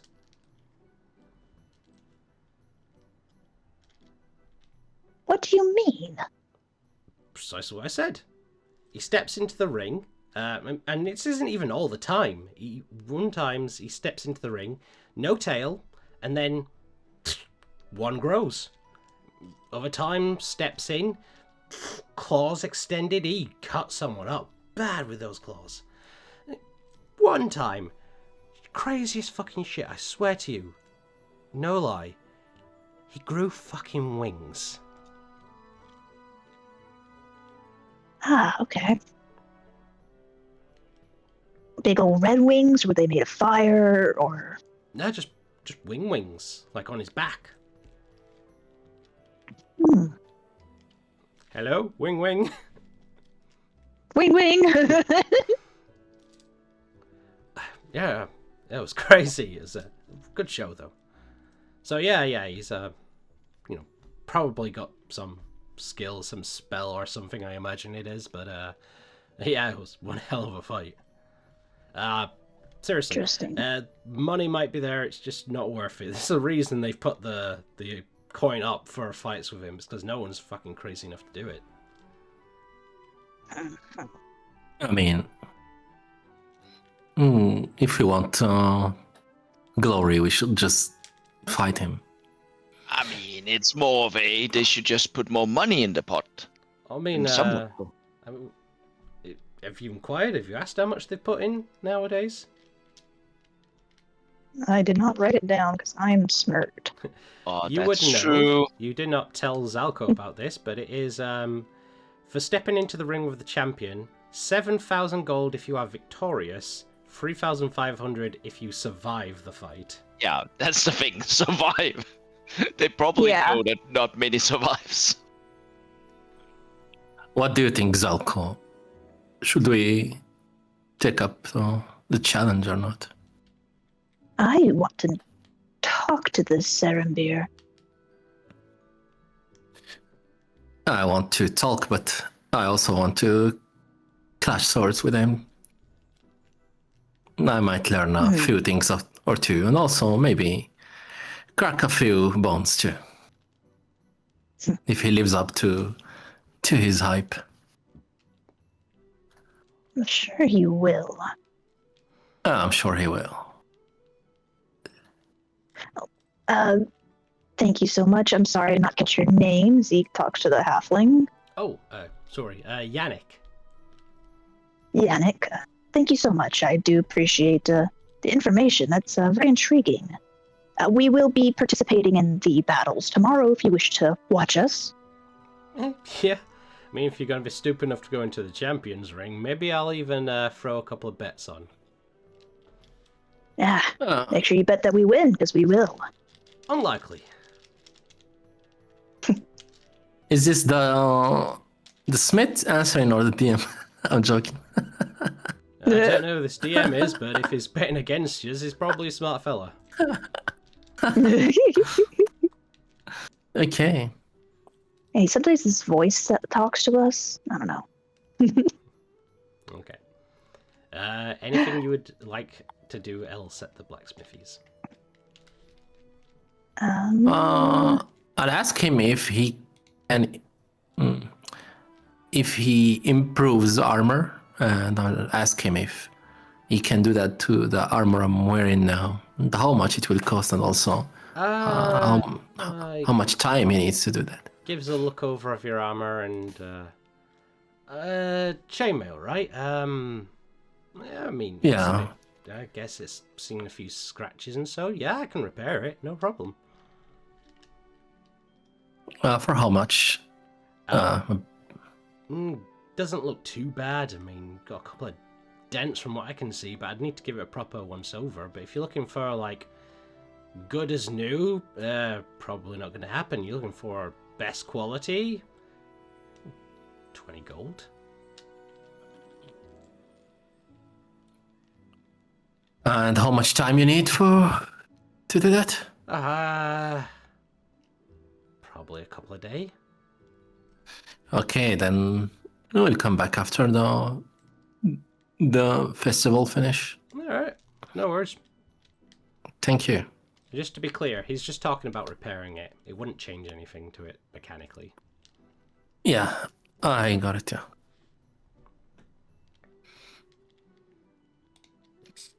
Okay. In that case, then, where is everyone's next location? We've got a meeting. Indeed you do. So you're all heading over to the King's Hall. And Spawn on the way is just gonna comment on like, this is bullshit, guys. We're gonna fight all these monsters and so on and be half dead, and then you fight the champion. Of course it's easy for him. It's all bullshit in being that strong. It's just because everyone is worn up when they finally get to the boss. Got a I point. think it's on a different day. I think it's just that they're tired. They're like almost beaten. That's why he went out with one hit. Wait, am I understanding this incorrectly? Because, like, It'll be usually the same fights day. with the champion. Oh, okay. It's a case Well, of damn. like, after you've fought in the pit for that 200 gold, if you want to have a go against the champion for the title, you can go against him. But it's not like they're going to go, we're holding this event, but if you want to come back tomorrow when we're not holding an event and fight the champion, it's no, they've put out the posters, they've announced that we're having fights today, and then they'll give you the choice of if you want the Yeah, shot so for the all title. long rest abilities, they will be... I mean... no new spell slots, guys. You were told that if you guys are facing against all three monsters, well, they said about 3 monsters, could be more. But facing against the monsters, breaks between depends on the other group that's fighting the monsters. So you would only get to rest the amount of time that the other fight is going on, so you may not even get short rests. Ooh, It's very much like a battle of attrition, the a victory gauntlet. Yeah, you have to Yeah. plan thoroughly. You have to plan your spells. You have to plan your healing. Whatever you. That's why they let you take what you want in. Makes sense. Should have Makes took the sense. spell catnap. Yeah, that's a good spell for this situation. Okay, so going across from the Penta Market through the Interstate Sprawl, you head over towards the Signet Wall district, and there you will find as the how long's the rain still got? All right, so yeah, it's turning into a bit of a drizzle. The rain's dying down a little bit, but there you'll find the King's Hall. Now, the hall is a massive 20-foot tall, single-story structure of bronze and cobalt. It has long thin windows about every 15 or so feet. And the Crown's Guard's presence around the structure is large. Like, this is obviously the most well-protected... Well, yeah, probably still the most well-protected area within Zadash. This is... you know, your courthouses, your high politicians kind of area. Mm-hmm. Makes sense. No random yahoo should be able to get in. I mean, it doesn't seem to be walled off like the northern side of Zadash, but it does seem to be there are Crown's Guards pretty much every corner. So I don't know if you want to mask up there, Siraj, or not. Oh, no. Okay. I'll just bring more attention. No, it's all right. You do gain attention as you guys are walking through the street, especially heading towards the King's Hall. As you start to arrive near the front, you do see what looks to be a group of about 10 or so general sentries of Crown Guards that are keeping watch upon the entrances. The doors are open, so it does seem to be a place that allows people in. You can see currently there is work going on what appears to be a statue in the making at the front of the hall. But as you climb the stairs, and the sentries don't stop you, but they definitely keep a well-placed eye on you all. And you don't know whether that's because you're in certain company or it's because you're all armored up and about to enter into a place, but they are all watching you. Okay. You enter into the interior of the King's Hall. At the front of this building, you see a opened up hallway which leads down many paths. There's currently at the front what appears to be a signing in desk or a front of house desk where people can register in. There is quite a lot of people at work. You see many magistrate-looking individuals that are wearing like judge-like robes. There's quite a lot of Crown's Guards and what look to be more like official dignitaries. You do see what looks to be like militaresque people wearing uniforms, so possibly captains, lieutenants. But yeah, the place isn't quiet or anything. It's got lively people at the front.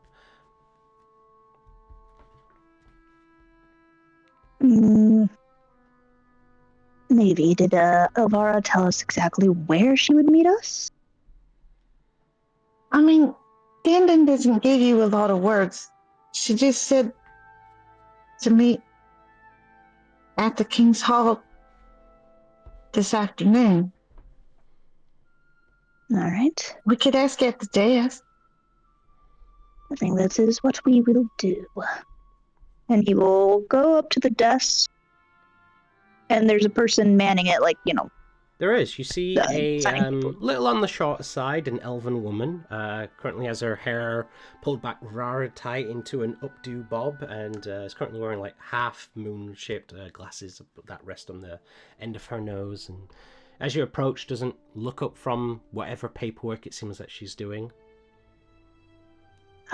Good afternoon, ma'am. We Reason are here for with visitation? meeting with Elvira Mordain. She's expecting us. Farah Mordain, not quite familiar with that, Magister. What is the reason for visitation? Are you paying off a fine? No, She she's said- a friend of ours. Sorry, but maybe. Friend of She said to meet yours. her here. I see.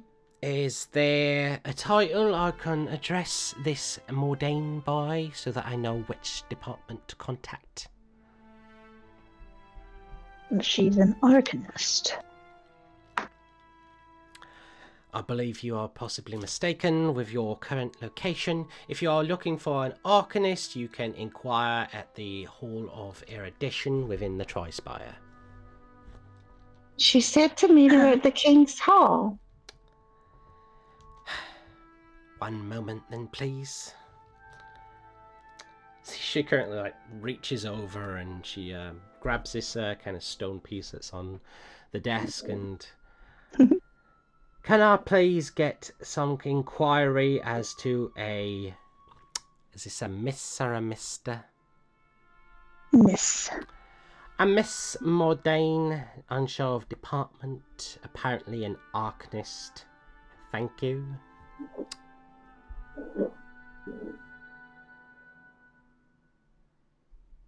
There's this moment of quiet between you both as she's just looking up with that sarcastic smile on her face. So, pretty busy today, huh? Rather. Yeah. You get a lot of random people come in. Stone kind of vibrates and she reaches over for it. Places it to her ear.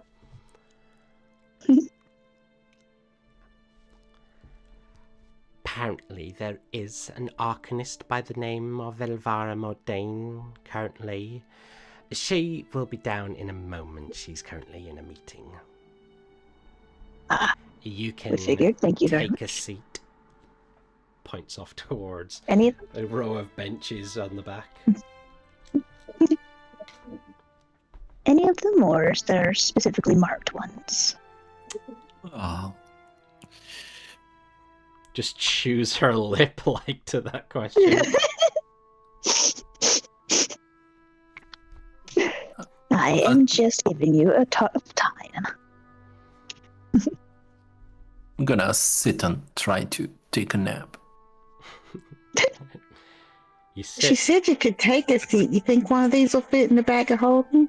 Well, there's only one way we can find out. This isn't the Fey courts. You can't trick them with their words. And very much put it, it does appear like you're very much in the courthouse of Zadash here. I know, we're just being shitheads right now, I think. You guys wait 10 minutes. Couple more roll by. During this time, you're seeing many people go by, and you kind of hear this clanking as you see a kind of almost grain-haired, very much like a grizzled, bit longer than a 5 o'clock shadow, white-bearded or grey-bearded gentleman steps in, wears a very fine black coat that he hangs over his shoulders without putting his arms through, so the sleeves lie by the sides. Very much black and gold trim to this gentleman as he walks in. Currently using a black and gold headed cane by his side. Very well polished, very much looks like he's from money. As he seems to look as he enters, turns to see you by the side, strolls over to the front desk.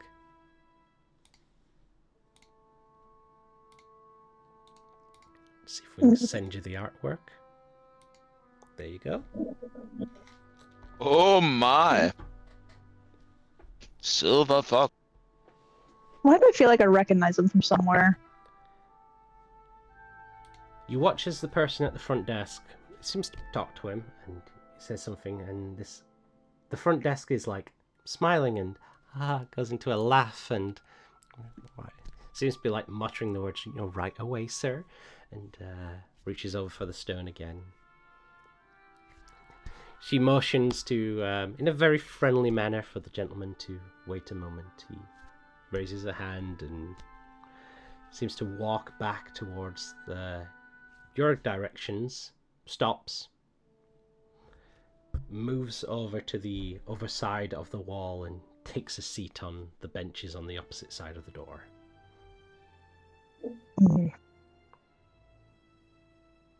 I insight that he did that because he just doesn't want to be around us lower-looking peasants, or Make an because insight check. like. Okay. God damn it! I can't roll for shit. Guess I'm running a game. 8. You're not sure. You can come to your own suspicions about that. You said she laughed. I'm assuming that was like a nervous laugh, like she's afraid of him, not a laugh like he's a great humorist. Make an insight check. Where'd my You got this, baby. insight, my Insight. strongest skill? Yeah, you got this. With a 10, Better than me. you kind of get the opinion it was more of a, oh, you're charming laugh. Okay. Like, kind of that, You're so it was that funny. change of demeanor of like, oh, great, you guys are spoiling my Monday, to a, oh, here comes the rich and handsome guy, ha ha ha, you're very funny. Okay. I mean, Suraj is sleeping. The lady is hearing him. Everyone is hearing him sneezing. In fact, Siraj, after a couple of minutes, you hear a voice appear in your head. A voice that says, we need to leave. We need to leave.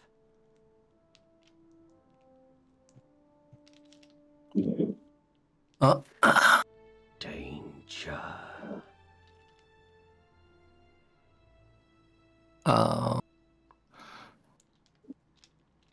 Where is the danger? Danger.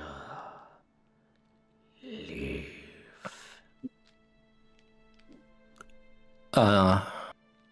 If you'll excuse me, everyone, I'm just gonna breathe outside a bit. I'm walking Are you outside and sure? yeah, We yeah. shouldn't be separated. We need to stick together. You need to stick with the group. Or specifically. I don't like being here. I can go with him. I'm not good with. I talk too much. Yeah, I'm just outside the building. I'll be waiting near the entrance door, so you'll find me. Don't worry, I'm not going anywhere. Insight check on Siraj. Make an insight check.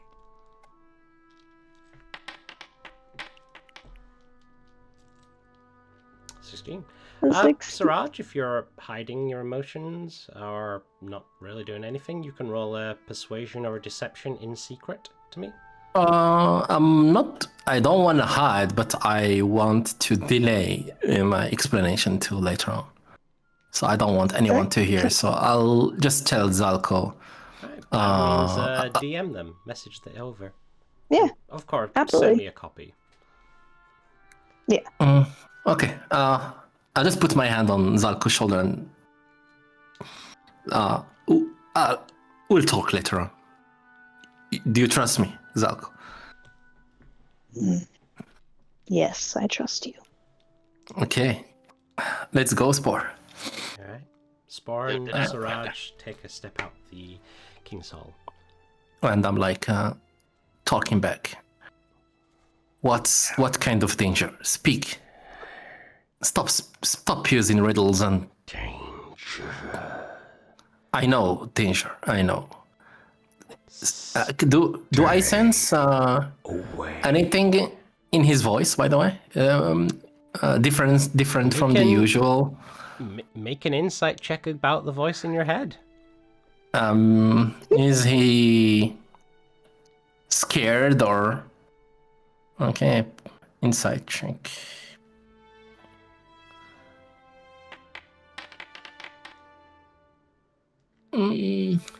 The voice has always been cryptic and unable to really say a lot. It's hard to gauge a tone of pattern with it. Okay, I'm just gonna tell him if we want to get Blackthorn or anyone else, we should face heads on any danger. I didn't expect you to lose your cool in a hall full of politicians and rich people. So, I need more details. What kind of danger, or who's the danger you're talking about? Danger. Stay away.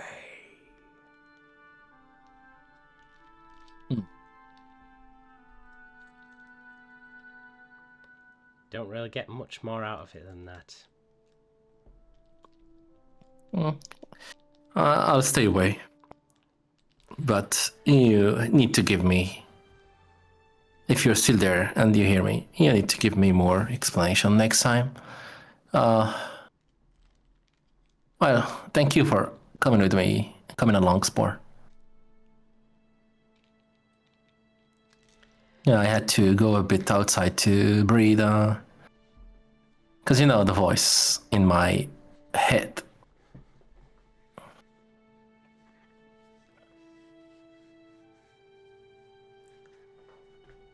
As you two are out there, barely a minute later, you see descending down from the upper stairs a very familiar woman wearing a very simple in color beige cloak with these arcanic symbols that trail down the sleeves and down the back.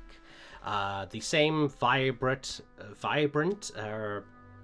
arcanic purple eyes, currently walking beside what appears to be a broad-shouldered human man who's currently wearing these trimmed and dark green robes, and they seem to be so much as it seems to be more of the case of her talking to him while he seems to be listening and walking down and then making the odd comment.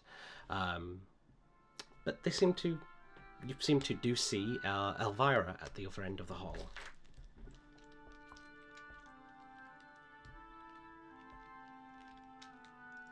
Guys, remain where you are, seated.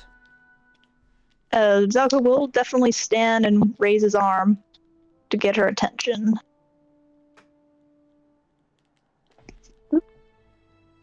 Elvira. Maybe will. Maybe we'll point in the direction where she hopes Siraj still is, and cast a message and say, "She's here." Oh, can I answer the message I get? You can.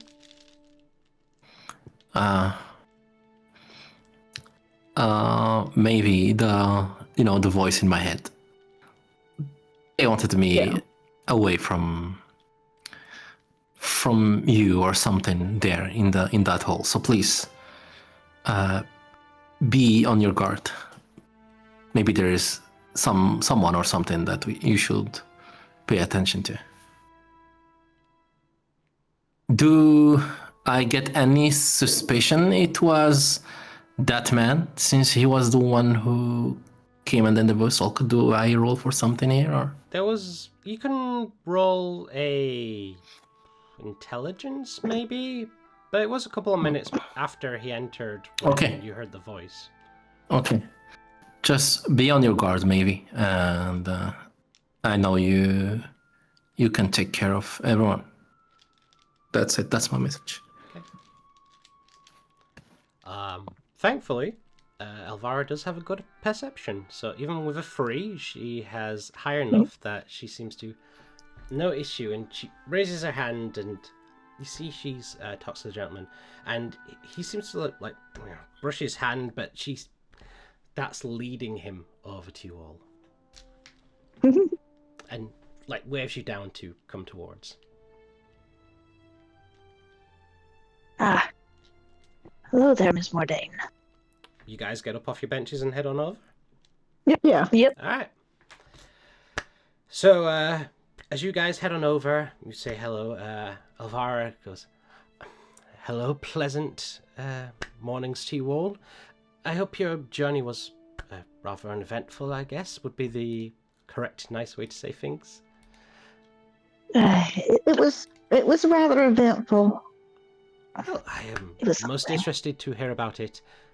at another time. If I could please introduce you to and the broad-shouldered human. You can see a man who is nearly or quite hitting close to his 60s, neatly cropped grey and black hair, closely very trimmed and kept beard. His dark green office robes are trimmed with these gold braids that wrap around the sleeves. He kind of has this almost militaristic approach where everything is like buttoned proper, and the the tags and the medals upon his robes are very neatly aligned.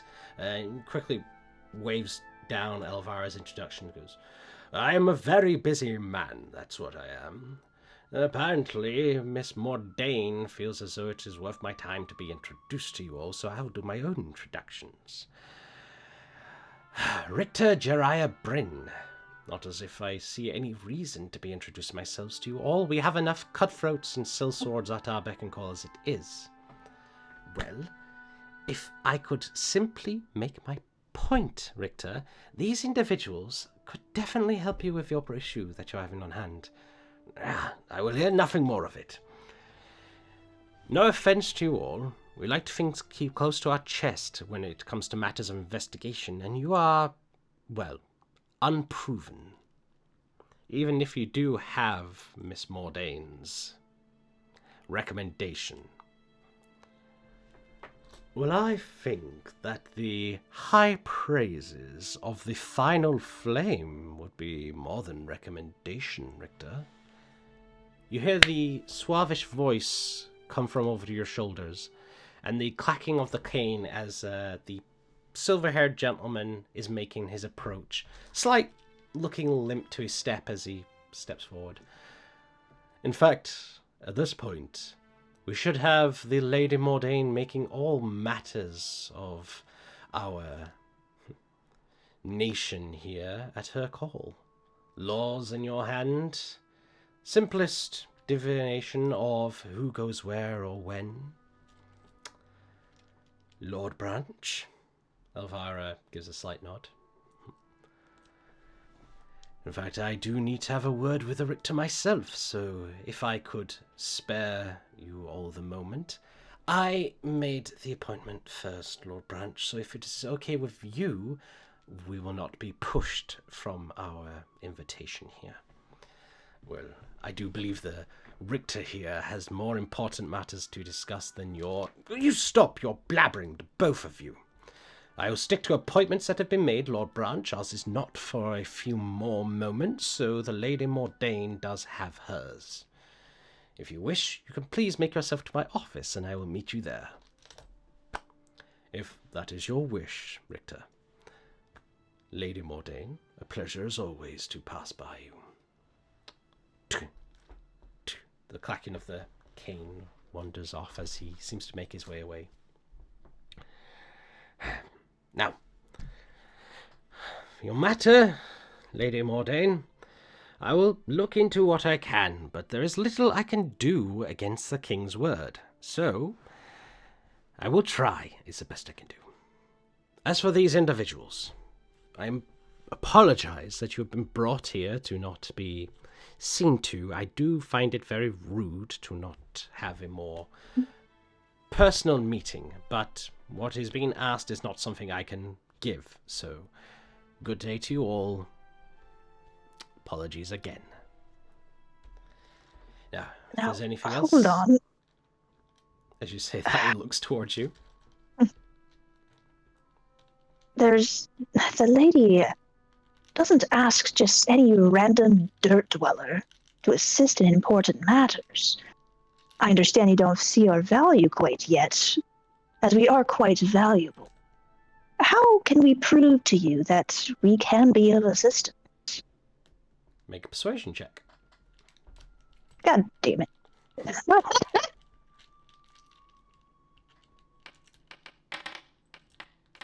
Okay, that woman lingered for so long. You see, like, sighs, and then looks each of you up and down as he sort of goes from Luvon's, more heavier and sturdier look, sees Mavy's robes and the book that's creeping out from her bag and gives you a look over, Zalko, to which I just assume that you do have Relly waiting outside when you come to important places like this. Yeah, because I'm pretty sure it's like no dogs allowed, so Relly just kind of assume waits outside. Yeah. So he kind of like gives you a once over as well and goes, very well. What are your skill sets? Well, there's a few members waiting outside as they don't like this stuffy atmosphere. I would respect that you watch your tone. This is a house of law, a structure of our civilization. It's their words. I think this place is quite grand and beautiful. I would respect that you keep their words out of your mouth. Anyways, as I was saying, he will point to Louvain first. I almost called you Crocus. This here is our paladin, Louvain. Very powerful, very strong. Paladin? Paladin yes. of whom? Do you devote yourself to anyone, may I ask? Oh shit, is the change bringer approved? The change bringer. Yes.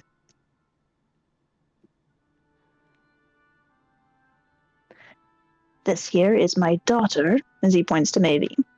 Mavie, she is a brilliant and upcoming wizard. She has even invented an interesting spell recently that keeps the rain off of her. Useful, as he sees the kind of little drizzle coming from outside. You notice his eyes have not left Louvain now. Oh, damn it. And my name is Zalko Silvertalon. I am a scientist, well-versed in biology of creatures and all thereof. Scientist, you say? Inquisitor? Yes. Inquisitive, I should say. Used to be the head scientist back in Draconia before it fell.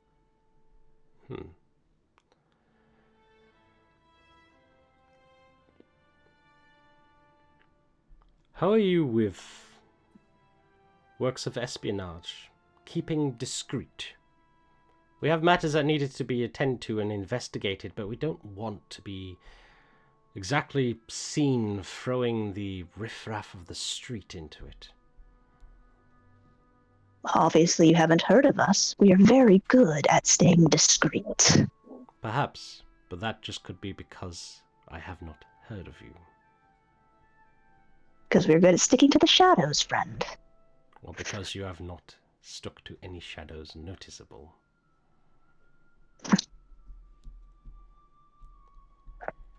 You want to prove yourself? Fair enough. I have a current bounty that I have placed upon the task board over the motions off to a side where you do see a task board has been placed up at the end of the hall.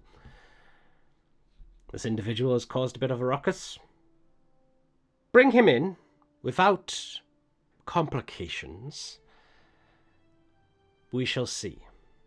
As he then looks towards Elvira. Then he looks back towards Louvain and goes, "Are you an open worshipper?" Yes.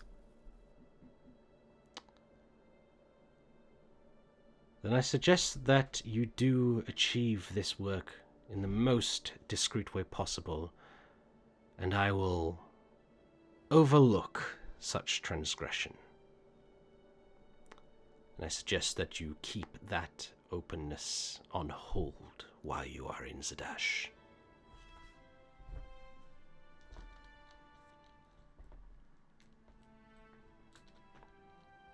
Now, I have matters to attend to. Oh, go on.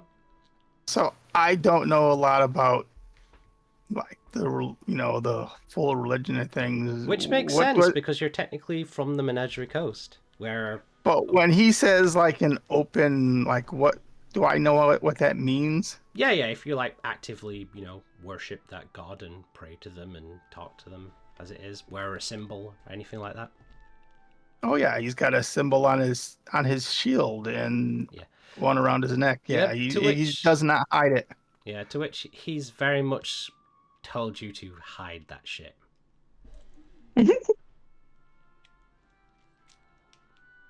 But you've been from the Menadri Coast. It kind of makes sense that you wouldn't be under the knowledge of the Durandalian Empire, which is where you are in right now, have a strict certain gods policy. But it's bullshit, but whatever. Yeah. Not to the point where you're likely to be arrested. That's more like stuff if you're defying them telling you to stop announcing your worship. But you could likely be fined.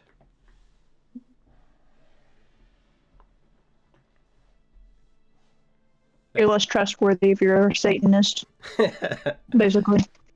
But yes, so this gentleman bids you all kind of adieu. Lady Mordain, if you excuse me, I do have another appointment to attend to. And makes his way away from you. Politics. On other I terms, do not miss it. Hello, you all. How are you? Yeah, better days, but... Yes, Luvon. Certain deities within the Empire are not exactly allowed. Could I perhaps help you with that?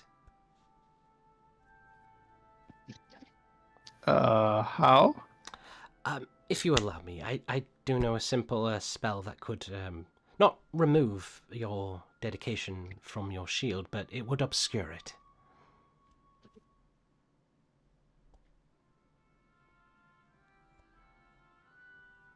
Well, what could happen if I don't?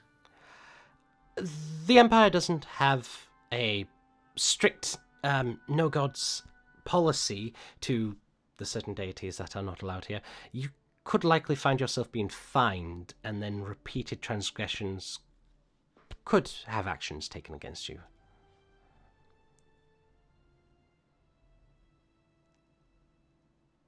That is usually the case for those who are staying within the city and other places. If you're constantly on the move, they don't really much care. But I assume you guys are here for at least a little while. So, like I said, it would not remove it, it would just obscure it from people's sights.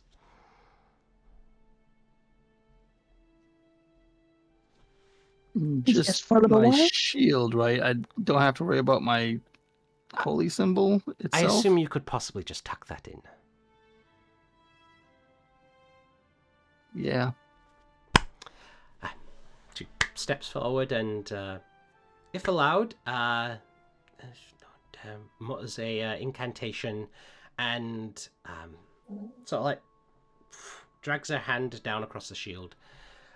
There's a slight shimmer as the symbol fades away.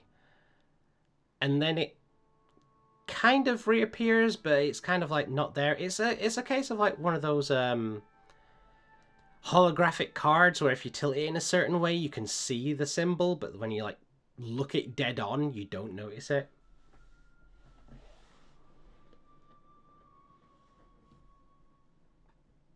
When I'm like holding it, like, and just like kind of like glance down at it, do I see it? Or You see it at like that angle where you're looking down at it, you can see it, but then when you like tilt the shield up to look at you, you don't see it.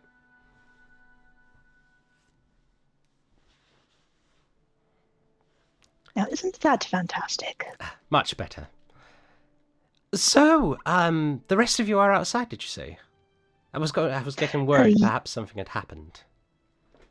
No, Suraj felt uncomfortable. Who was that stuck-up asshole, Lord Branch? Ah, yes, Lord Branch. Unfortunately, one of the more wealthier folk of the city kind of has a monopoly on a lot of the merchant guilds around the area. Money. I see. I've had a few brush-ins with him. He's one of those individuals that do believe that money pays for a lot. Albeit not entirely evil, at least not that I can gauge off of him. As evil as any noble is these days, I guess. Bit of an arse. Yes, very much so. So, shall we make our way out of here? I have plenty to tell, and I'm sure you have plenty to relay back to me. Have you visited Yvonne? Yes, we have. In fact, Mavie copied some notes for you to Mavie! take a look at. And she steps forward towards you, and Mavie, I have to say, wonderful use of your sending. I am very proud. It was very well done. Very articulate. I heard every single word. Thanks.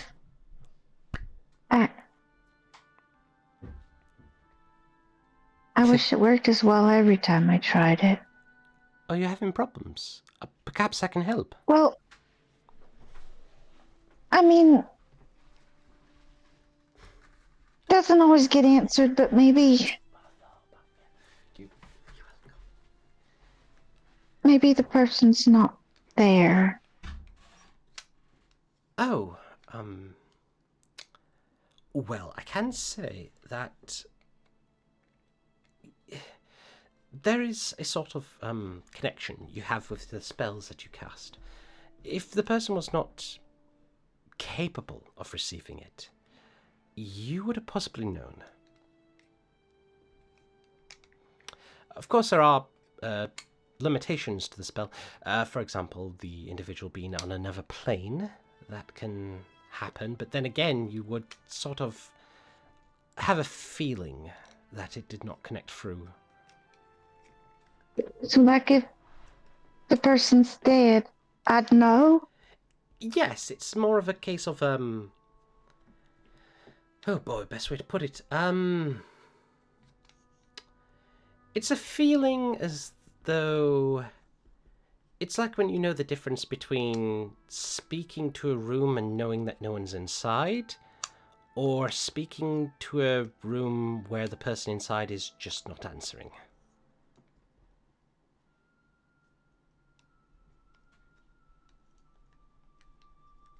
I mean, sometimes you're not quite sure until you open the door and go inside.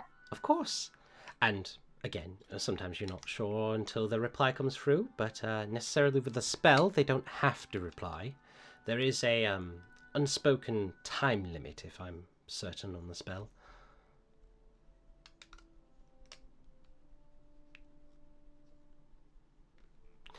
I guess I'll just have to keep wondering. But if you'd like me to help, I'm more than happy to. Now, let's find your friends, because I am eager to hear about everything. Yes, let me go grab that bounty real quick, and he'll go to the board and grab the bounty. Pretty much easy to find. It seems to be the only, like, a wanted job that's been posted. So you just snatch that off the wall. Yep, it better not be Siraj, because I'm going to be mad. Wanted, Siraj and Luvon. And then he'll, promptly go outside with the rest of them. No worries. All right, stepping outside. Can we have a little talk before, while you out there? If you'd like to. Yeah. I assume when Siraj is talking with his sword thing, it's in his head, not out loud. You can't hear the replying voice. You can hear Siraj. You can't hear anything coming out. Okay. Well, once he's done talking, he's like, you hear the voices again, Siraj? Yes. He was talking about danger or... Danger? Yeah. He was just repeating that it's dangerous to be there and that I should leave, so... Well, that's good then that I went with you. Don't worry about me. Like, as long as you use that kind of power things for us as a group and don't fuck over any of us, then It's all fine by me. I always try to do my best to not hinder anyone in the group. So. Well, you should always look out for yourself. You need help, right? Yeah, we all need help. Speaking of help, can you help me? Because I have a tingling in my head. Not the mushroom thing, but like yes. I just get. Yeah. I kinda wanna you. I know I keep talking about Mimic, but I kinda wanna hear your thoughts on this part here. At first, when you say tingling in your head, like Trash takes you by the word, and you see him like using his hand to approach your head, like like when two baboons are checking the heads of each other, and then and he's okay about Mimic tingling. So listen, I just want your opinion on this because I know, I want the gold, all that good stuff. Mm-hmm. Yeah, don't worry. That's just me. I'm honest about it, but I'm not sure everyone in the group is realizing what kind of bag we just opened up here. I have a question for you. Yes. First of all, I think you can always discuss with me any subject. Don't be worried about it. I'm not gonna judge you. I understand where you come from, but let's say you are thrown into a plane that don't have the gnomes like you. They never saw gnomes, and then all of a sudden you become a slave, and they want to sell you. How do you feel about that? Depends on my relation. I see what you're doing there. I know I would feel bad about it. Yeah, I mean, we don't know if Mimic feels anything, but... Or is a dog or anything. Yeah, I know. I'm just saying, first of all, I've already put it out there that is for the knowledge and all that thing. But, as he is like very... But, as I was trying to say, I don't really realize how much of a bag we just opened up by sharing him to a certain person. Unless, of course, that person in the server, we need to, shut that person up or forget the memories, because right now, Mimic is very valuable to him, perhaps to the guild, to the whole town.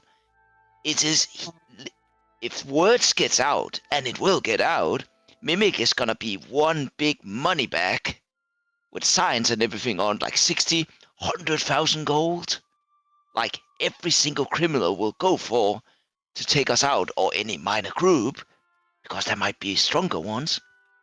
And if we refuse to sell or give Mimic to them, to the guild, they will start coming after us, trying to overhand it.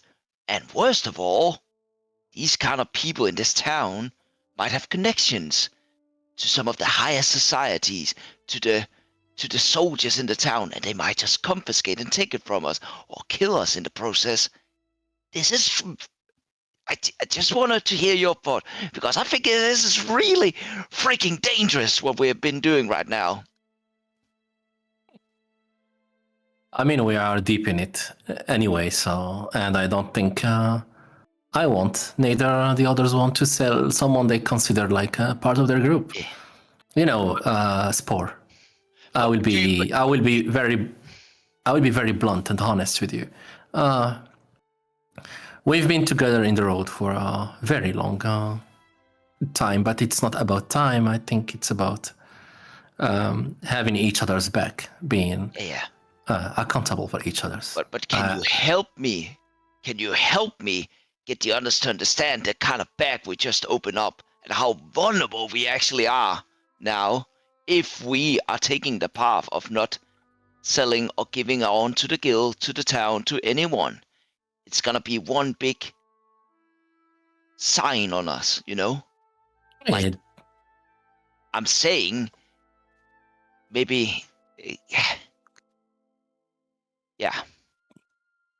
I mean, aren't you excited to draw your blades? If anyone comes for Mimic or for us. I'm just saying we might be, if the guild and others have connection here, we might have to run away from this town as well, or get captured or doing stuff because of the. You saw her, sorry, in the workshop, like the eyes, the fascination, the tinkering. What do you think is gonna happen with a whole guild full of these kind of people that has actually money and power and gonna cast out their influence to gain possession of Mimic? I'm just saying, we'll be in a lot of trouble if this gets out here. Maybe they're all kind people, but I'm just saying, if Mimic is as rare and maybe powerful and have things in it, we just need to be aware that shit might hit us in the face soon. You know, being a drow doesn't change much to the situation, so I'm already deep in it when I am in the Empire, so if they want to come for us, they can come for us. I would be ready to defend Mimic, the others, and you too. That's all good. That all's good. I am good at running away as well. I've done that for years now. Just saying. We don't run away here. If it concerns our lives, we better run away so we can live again. You know, I'm just saying, if I bring it up, can you please? Because I know everyone will gang up on me, and that's fine. I have my opinions. I have my way of doing it. I'm just saying, now that information is out, we might be quite vulnerable.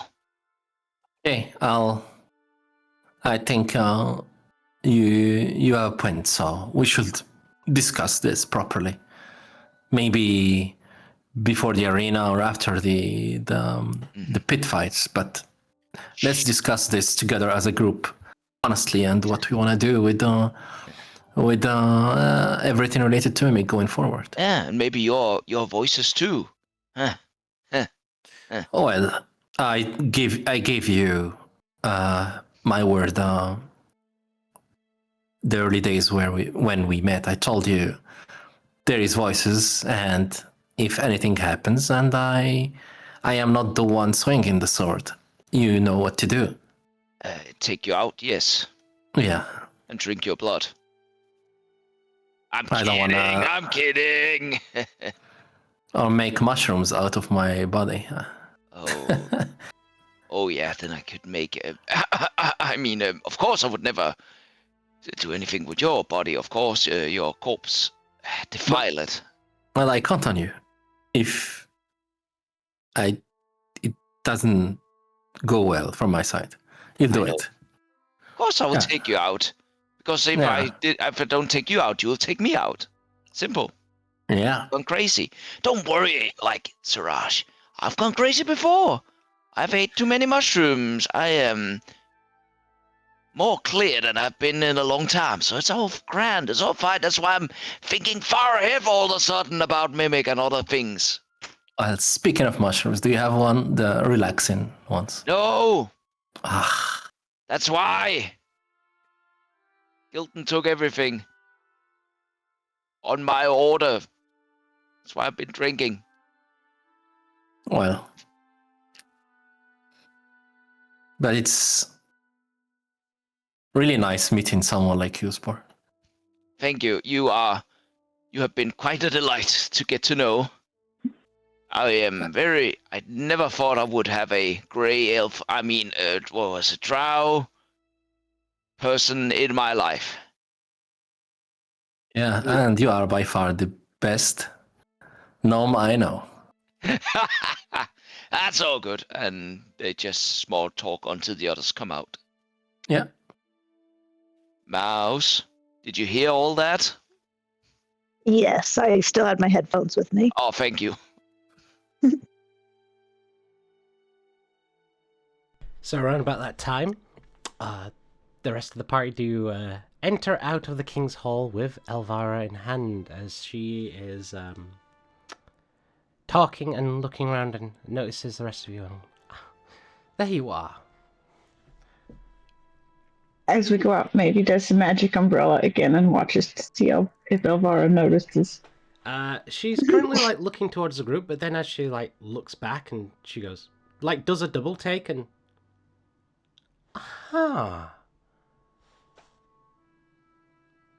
Brilliant, isn't she? You know, I've never even considered of doing it that way. She is like full on like just staring at it like in fascination. I have to say, ingenious. Like, the function is simple. A simple illusionary with a slight conjuration and... What was your basis? Did you modify, like, perhaps a... No, there's no gust to it. And she is, like, full on just staring and looking at it and, like, kind of, like, forgot about everyone else. You do notice, Zelko, of course, with your passive. There is no rain touching Elvira either. But hers is not like bouncing off of her. You watch it like is dripping, and just before it touches her, it seems to evaporate. Ooh, interesting.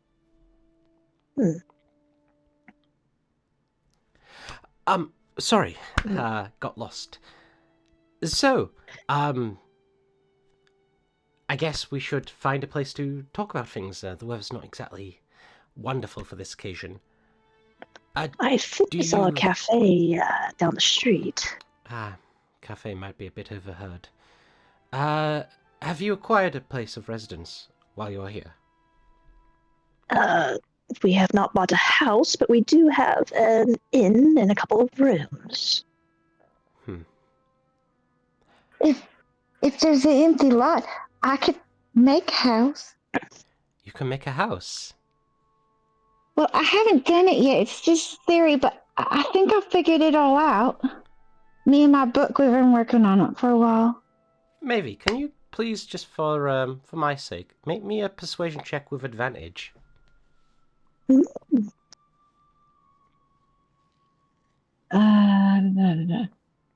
Persuasion.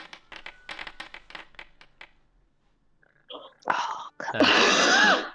She still looks at you so and goes, charming.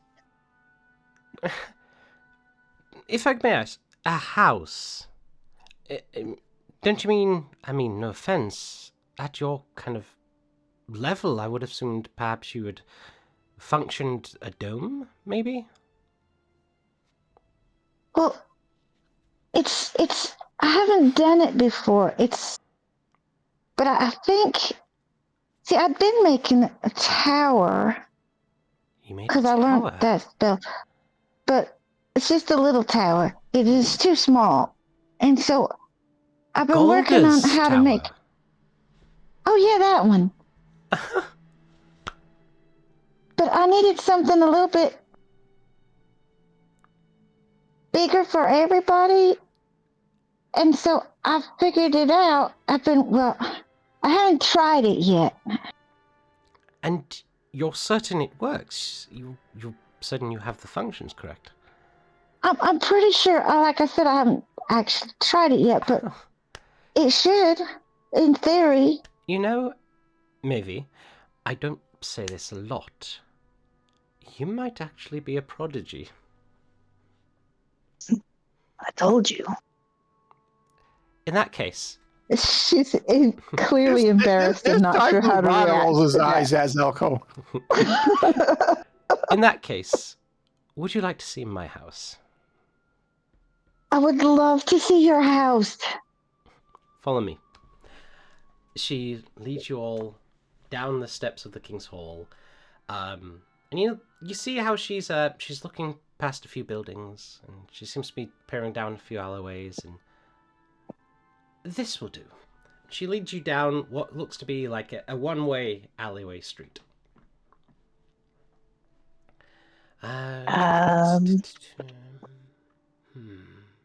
Which way is... I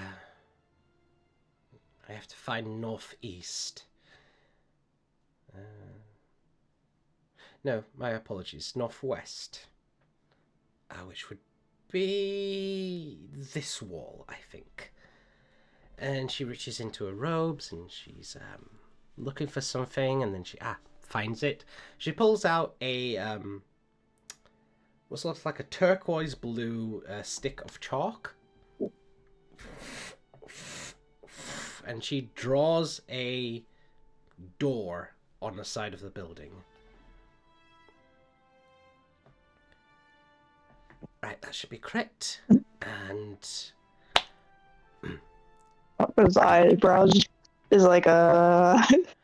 she does a knock. It's like a rhythmic knock in a series, in not just a simple free knock way, but it's a do do do do do do.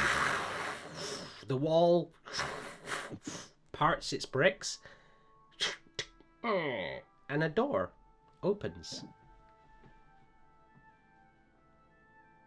That is so cool. You've got to teach me how to do that.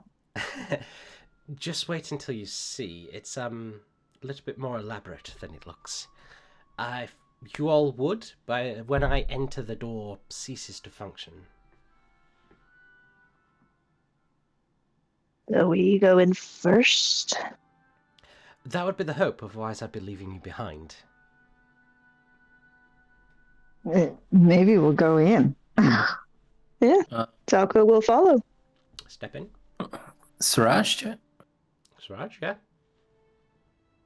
I assume Luvon and Spore as well. Yep. Alright, you guys step in. You step in towards a bright light, like a bright, blinding white light.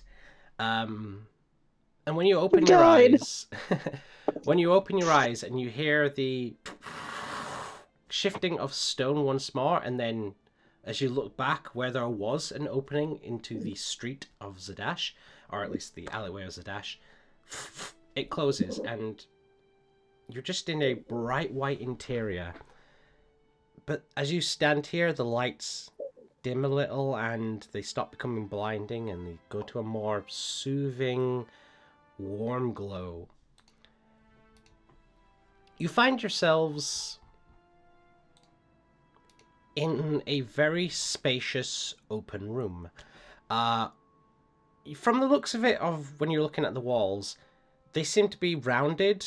You're in maybe a good 30 by 30 foot, so that's what, like a 900 square feet, I think, for a 30 by 30. But yes. Rounded room. You see there are arcanic glowing lanterns that are posted up on several pillars that rotate around the room. There is a series of tapestries and shields and various armor pieces that are around the room. At the very end, opposite you all, is a large round kind of structure with a hole in the middle, so like a donut shape, and it is just floating off the ground about 5 or so feet. As you look up, you see an expansive tower. Like, you look up and it stretches good couple 100 feet before you even think that you're seeing the ceiling. No floors, just expands.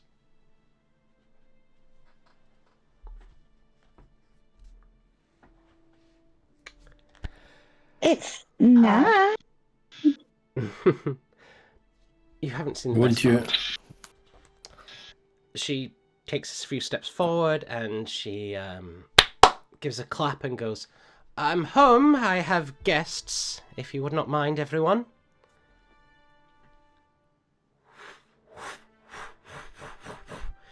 You hear a series of, like, wisps and things like moving through objects as you see shapes coming through the walls and the floors.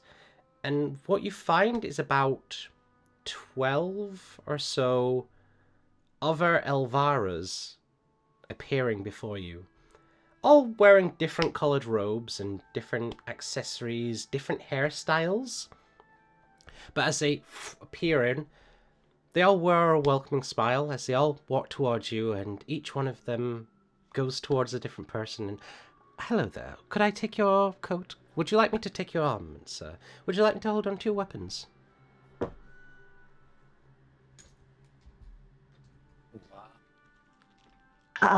Do you want us to be armorless?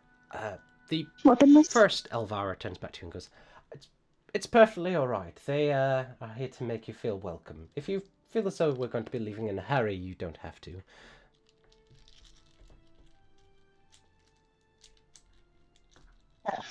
I hope you don't mind, but I would like to keep mine on me. Most certainly. Can we offer you a robe? And another one appears with a very nice looking robe that they start slipping on you. Thank you. It's very comfy soft. and cozy. It's very soft, and you get this kind of warmth coming from it. But as these other Elviras are giving you all robes to put over, and if any of you are wishing to remove your armors and weaponry, they take them and they give a bow, and you see them float off to... Because they don't walk, they seem to just glide, and they glide off to one end of a hall where you watch as they kind of just fade away. You watch the original Elvira takes a few steps forward, and as she continues walking, stairs start to appear below her with every step, and they wind up around this cylindrical structure, heading higher and higher. You hear a call down. Maybe we'll follow. You hear a call down. Would anyone like some tea? Oh, yes. I would love some tea, please. I want some tea. The stairs wind up about 10 feet in this in clockwise motion. They're not up against the wall. They're kind of a bit close towards the central bit of the cylindrical area that you're in. They wind up about 10 feet, and you watch as they stop, and she continues walking and then disappears.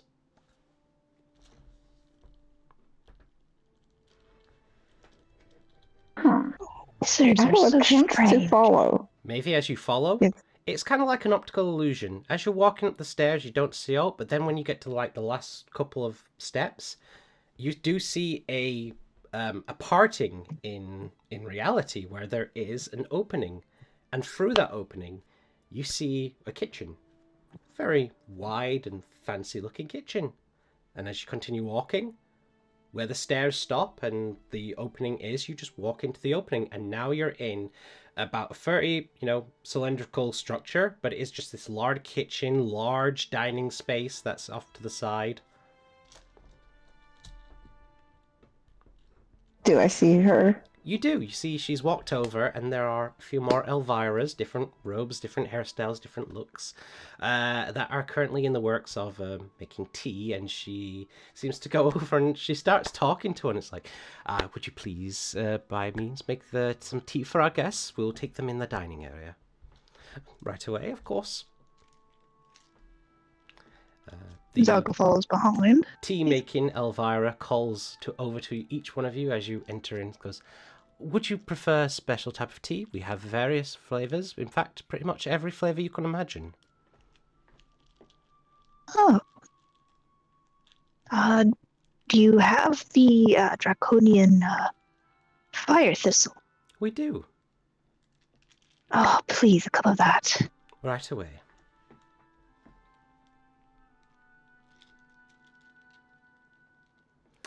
You watch as the original Elvira walks a few more steps and goes, would you like to join me within the sitting area? I don't think the dining room would be more suitable for our talks. Of course. And as she just continues walking, a few more stairs start to appear with every step she takes, and she winds around and disappears again, about 10 feet up. Okay, following. You start doing things like this. Please don't have praise optical illusions. I mean, it's neat, though. It is neat, but You know, I'm not going to stifle your creativity. You are an artist after all. As you guys follow up, you enter into a very beautiful sitting area. There are couches that are laid out. There is a lit fireplace, and as you enter in and seat yourselves, in barely a minute, there are a few more of ours that appear through the walls, holding your teas as they place each one down beside you all. The original Alvaro I'll go take it. Go ahead. The original Alvaro Mardane looks at you all and takes her own tea and then goes, "So, I very much assume you have some questions." Yes. What have you been up to this whole time? Huh. Not the question I was expecting. Usually everyone sort of, those who have had the privy of being invited into my home, does seem to have a bit of a mention of my choice of decor and help. But to answer your question, I have been in talks with King Dwendal. Yes. Something about the king's orders and cannot go against them? Yes, I see. I've been making a case to have the the discovery of our little finding to be a bit more open to myself and other investigators. However, he has decided to... Well, the Eidolon was not our only discovery. There was another. You may recall a series of ruins that were found? Yes. That we didn't get to explore. Well, they appear to be that of the ruins of an ancient city from the time of the Age of Arcanum, known as Shattengrod. Oh. So he is, within his wisdom and advisement, decided to group the discoveries together and has given, well, not sole ownership, but the task of uncovering and investigating into the ruins to the Cerberus Assembly. And why would they disclude you? Oh, well, they've not exactly discluded me, but I do not have certain say or the approval to remove certain things for my own investigation. As for the why, well, as much of a sway as I do have over the certain areas and talks to the king, I am not what you would call a citizen of Wildmount, so I'm disbarred of a few privileges. Well, were you a citizen of then? Originally, I come from a place known as Singorn. Have I heard of Singorn as Zalco? Have I read about Singorn? Make a history check. Well, I was going to ask too, but... Luvan, you make one with advantage.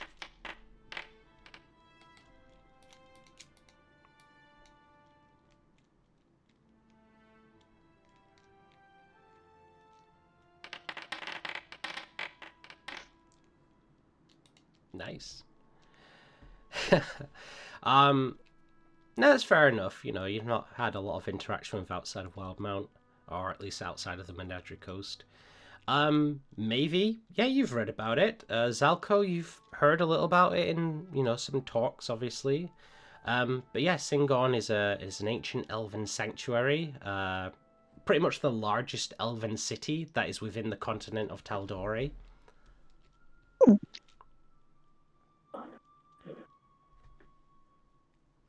Yes. Though I haven't really called it my home for a long time, I've spent actually the majority of my life here in Wildmount.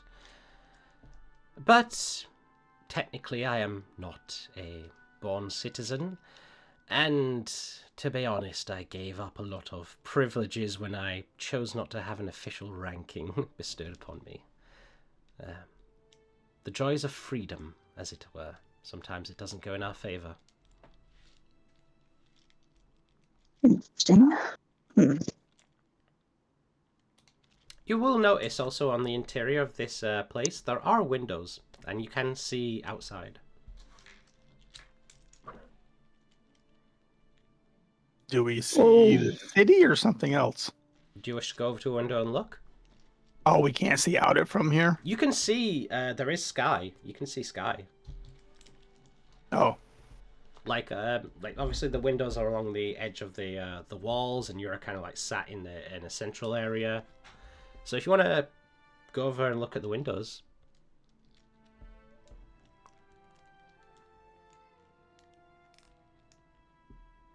Yes, no, maybe later. At some point, he'll get up and just kind of like wander over to the window and look out.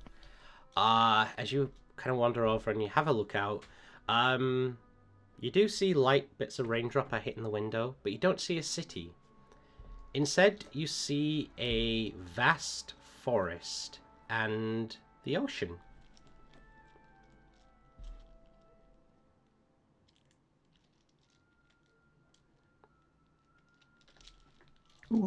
We're not in Zadash anymore, are we?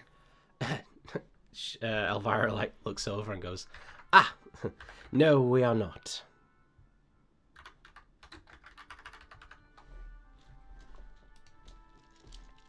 Are we? Where are we? If you Go ahead. If you don't mind my asking. Oh, not at all. You see, this, and she looks over to Mavie in kind of like a wizard to wizard kind of ego drop as she goes, "This is a bit of my creation, actually. Are you aware of Mordenkind's magnificent mansion?" I think I've heard of it, but it's way beyond me. It does take a little bit of work. You see, I enjoyed having a place of my own, but I didn't quite like the not having a physical roots to put down. So I did some tweaking over my many years, and I found a way to kind of make it a little bit more permanent. We're kind of existing in a dimensional space that is vibrating at a slight offset frequency to that of our material plane. What you are seeing out there is not exactly a frozen time, but it's a time between a second of the Savalier Woods. So it's kind of more like a picture. You can't actually like go out there. Oh, no. If you were to leave these doors, you would find yourselves within the Savalier Woods. But you would not be able to get back in as time would continue. We are essentially, as we are in here, not frozen in time, just paused.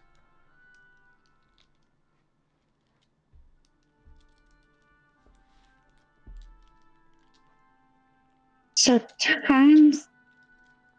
It's a very strange thing. Believe me, it took me 40 years to develop this, and then another year to make it permanent, so I can understand. It's a little strange to take in.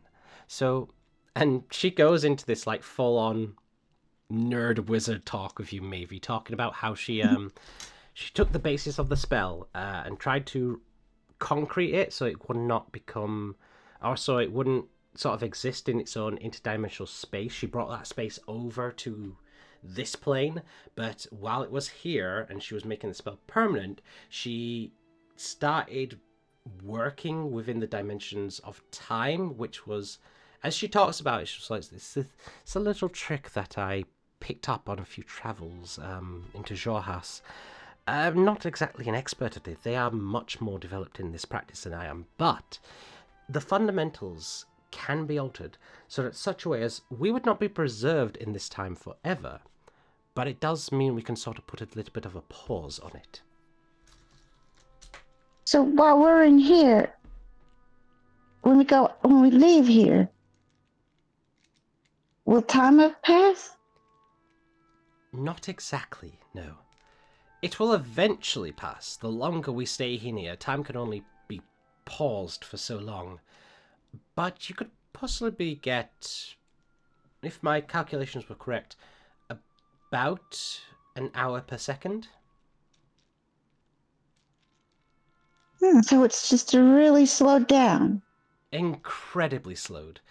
But it is also the case of it's not just simply closed. So if you were to step outside these doors into the Savalier Woods, you couldn't get back in until the time had caught up, but it would never caught up because time would move too much on your side. So we are existing between a second, if you will. So it would be a really bad idea to go out there because you'd never get back. Yes, and mostly because I have not shown you the door to get out.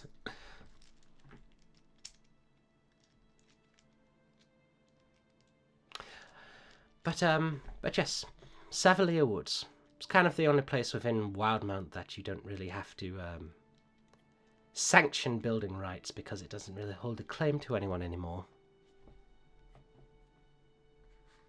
So if I made my cottage, people would get mad at me? I don't think so. Does your cottage require an open space? Yeah. You might find it a bit difficult. The Savalier Woods is extremely overgrown.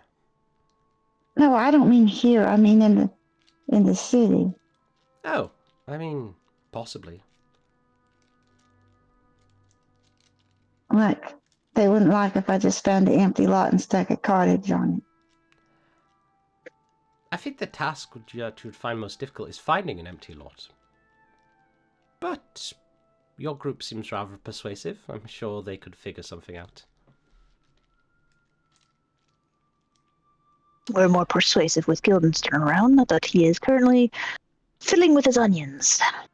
She looks around, it's like, oh yes. That's like a euphemism. I know. I apologies. Is that what they're calling it nowadays? Apologies, I completely forgot. Silly of me. Well, I hope he's alright, and I'm sure you'll fill him in. Yes, sorry. Apologies, I'm getting a bit ahead of myself too much in my thoughts. I've not had a chance to converse with a lot of, a new wizard, as it was, from your perspective for a while. So, what have you found? What has your journey brought you, I should say? Well, Go ahead, maybe. I've learned a lot of new spells, and like you saw my umbrella, and I haven't done the cottage yet that I made, but I've done that, or I'm working on that, and I've learned a lot of new things. I'm very interested to hear. But again, I don't wish to get off topic. You contacted me about seeking Yvonne and making introductions with her. I assume that went well. Very. She's a interesting character, isn't she? Indeed, she was very enthused about Mimic. It is her life's work, the discovery and the functions of automatons, so I figured she would be the best person to ask. That and her standing with the Hall of Erudition did make her very available to you.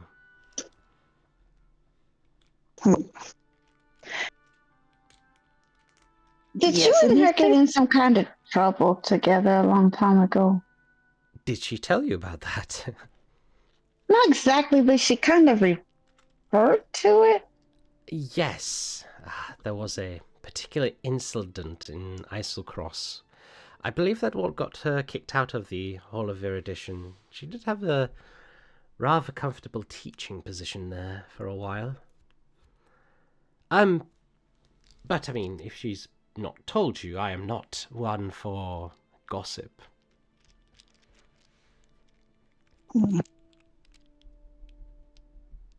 I mean, maybe she Wow. didn't tell us because Now's the she time that didn't- you don't make an insight check.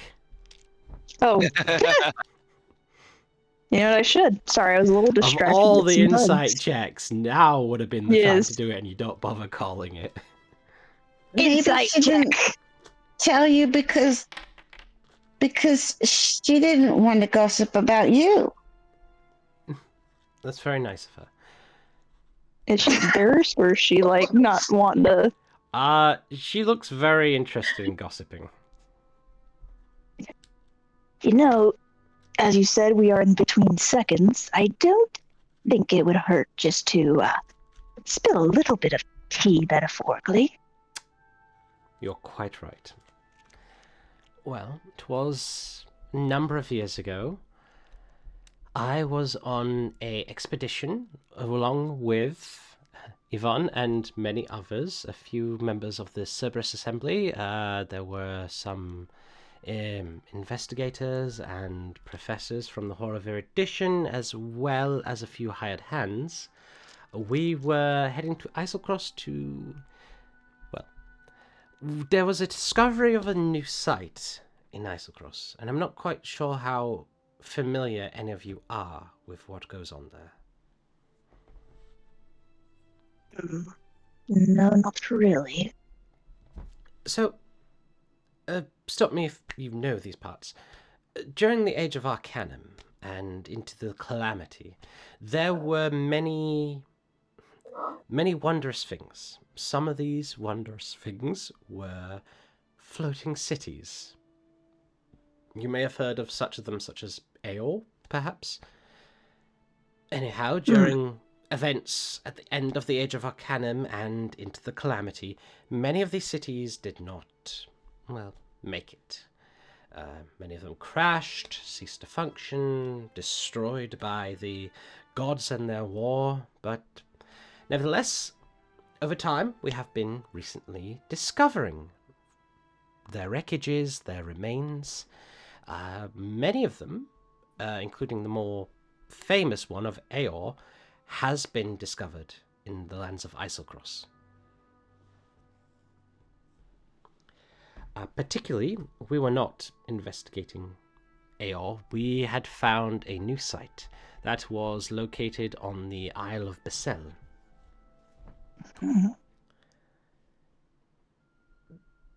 We were eager to investigate the matter. As we arrived, however, things did not take a turn for the best.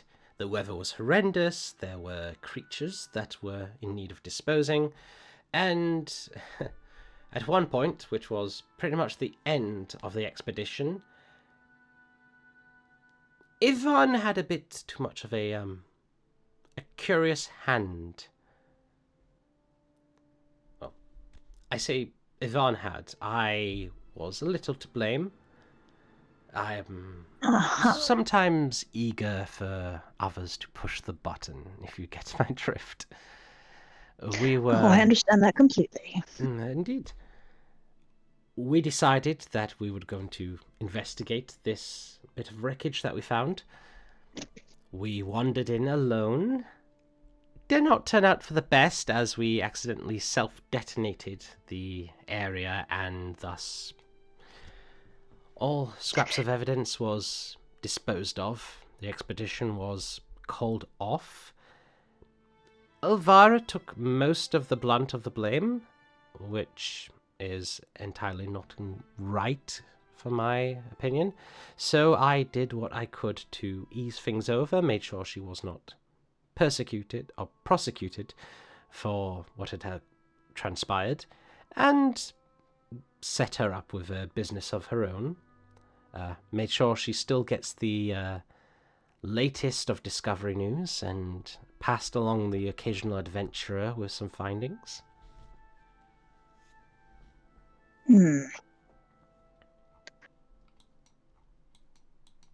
Zalko's like thinking to himself, like, he respects Elvira a lot. He doesn't want to piss her off because, one, they're in her house. Two, she is very powerful. But, like, he's thinking to himself, with all her power, she couldn't have saved her friend from basically being a glorified mechanic. As you've been told, she has sway, just doesn't have complete sway. Hmm. That was how many years ago, Laura? If I recall, 15 or so? Maybe 20 now. Time, it gets a bit hard at my age. Understandable. I mean, I understand that Yvonne's doing well for herself right now, but maybe you can help her elevate, maybe not back to her previous position, but I mean, I'm sure she would enjoy teaching again. I'm sure she probably would, but I can't force people to change their minds on certain things. I can make a suggestion every now and again, and even then I only have certain sway. I mean, my role of advisor to the King Dwendal only goes so far as to advisement on arcane matters. There have to be other places that she could teach at. I mean, Oh, most likely, well, but I not. doubt she would have taken them. Oh, As you have seen with her, she's, peculiar. yes. So it might be more accurate to say they probably wouldn't have taken her. Hmm. But, again, we are getting off topic. Please, tell me what you found. What have you discovered? Did Yvonne mention anything? Are you on the right track? Well, all Yvonne was able to do was get some theoretical diagrams. We don't want Yvonne just cracking open Mimic like an egg. Of course. Mimic, I mean, he has a little personality of his own. He is his own creature.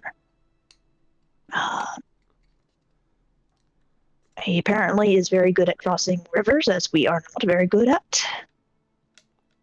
Her eyebrow raises Well, at it that. helps that he can float in the air.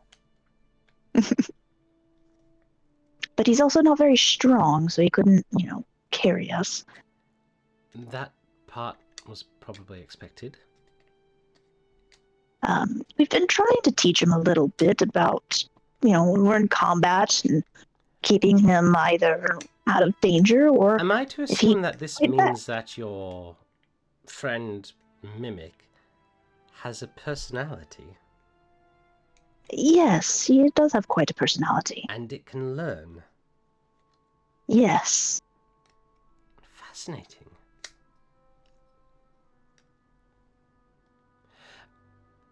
I also surmise that Or wants since to you... sell him.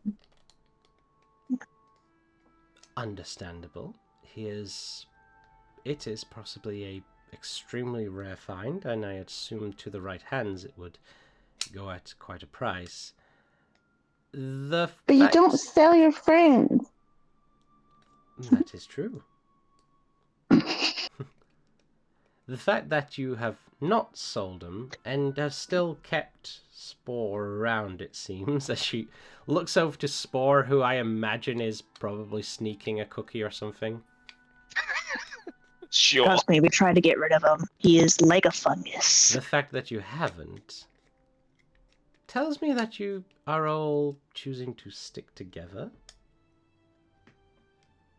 For better or worse. Now, if you want to keep Spore, I mean, I'm sure he'd be a good little gardener, maybe. We'd sell you him. How much? No. I'll take 5 copper, honestly.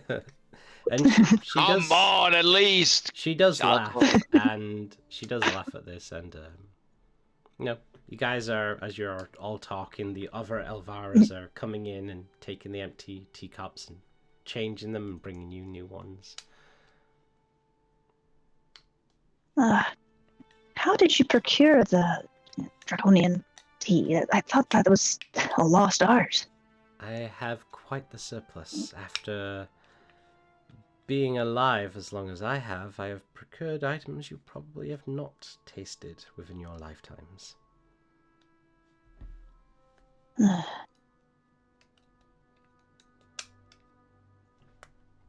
It's good to taste home again, though. Glad you like it.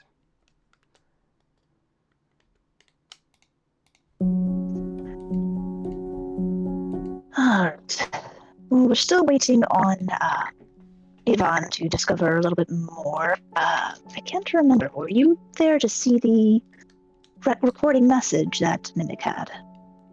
I recall you telling me about it. Yes. We're trying to see if he has more hidden away that are just locked for some reason, or my suspicion is he is part of a larger thing. You reckon there are more of these recordings? Yes. The doctor in it did talk about it, how he was meant to be a recording device. Yes, this Dr. Ashford. I did a little bit of digging. There are no records that talk of this doctor at all. None that I've been able to find, at least. Well, they are from, the time of Arcanum, so it is likely that there just isn't much of any surviving records. It is true, we do have a lot of missing history. But still, for nothing? Not even mentions of this Eidolon, or, well, of your Eomaton friend. But still, there are many other places to check for information. And hopefully, if you are correct, to have more recorded knowledge of that time and what may actually be going on would be worth the find. Indeed. Hopefully Yvonne can uncover something, but we're not sure if she can't, what to do next. Where else should we look? Well, it looks like you're all doing pretty well for as you are, so if things do not turn up a loose stone, as it were, I'm sure you'll figure things out.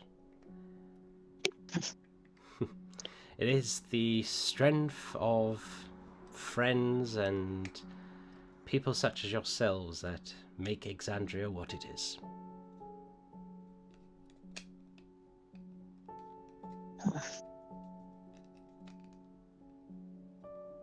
I got this.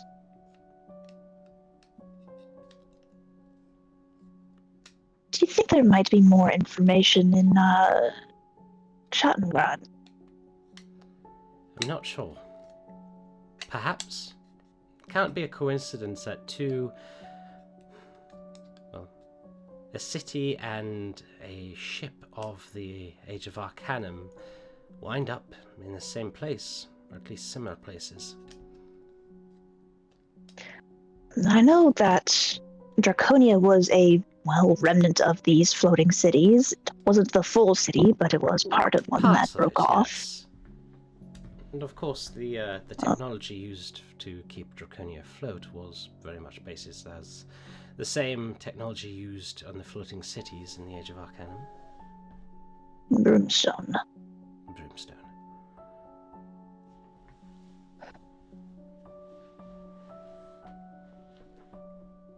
Huh. Are there any other ruins around here of floating cities? Not that we've discovered. Aor is probably the most notable one.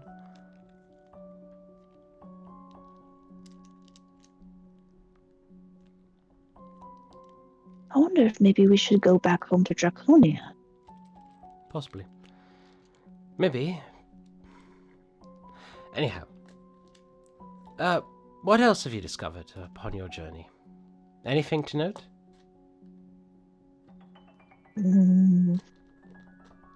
Oh. I found out there's something going on in Eurosa. Yeah, the Myriad is all over that.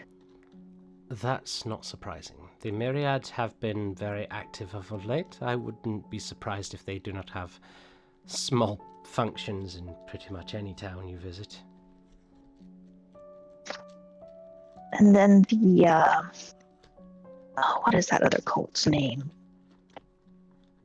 Do they have functions here? In the Savalier Woods, or do you mean in Zadash? Sorry, in Zadash. I keep forgetting we're not actually in Zadash. There are rumours that the Myriad are functioning within Zadash. I have tend to found that if there are rumours, there is probably truth. I might need to lie low. Zadash is a Annoying large witness. place. If you are trying to avoid the Myriad, you can get lost in a crowd.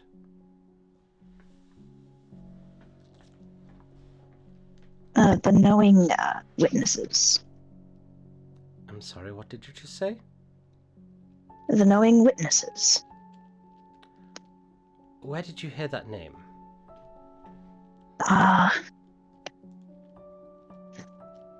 Casserole. Yeah, no Deslo. There was a tavern. Some candles. People in weird masks and robes.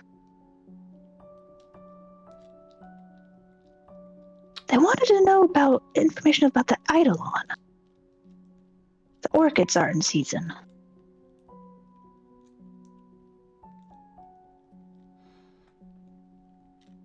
How did you come across this information? How did I come across this information? I just have it written. I think we managed to get scraps of paper. Yeah, Spore went in. Did he grab the papers out of the chest? He grabbed some of the papers from the fire. That's true. Oh, that's Killed the innkeeper girl. She was a cultist. It's not an innkeeper girl. Look, they were just conspiracy theorists, okay? They weren't harmful. They were cultist. Ugh. Yeah, we stumbled upon a meeting of theirs and found some scraps of paper, and he's searching Alvaro's face if she Make an insight check. knows anything. Yeah. God damn it. She's listening intently. Like, she seems to have some knowledge about what you're talking about. And she's listening to you. Go for it. Now, I don't think this group is dangerous or bad. From what I understand, they're just a weird underground news network. You say that. Yet, Yes. it's rather interesting that you've heard of it all the way in Deslo when Zadash is having its own run-in with this group. They Yes. seem to be collecting information from all over. They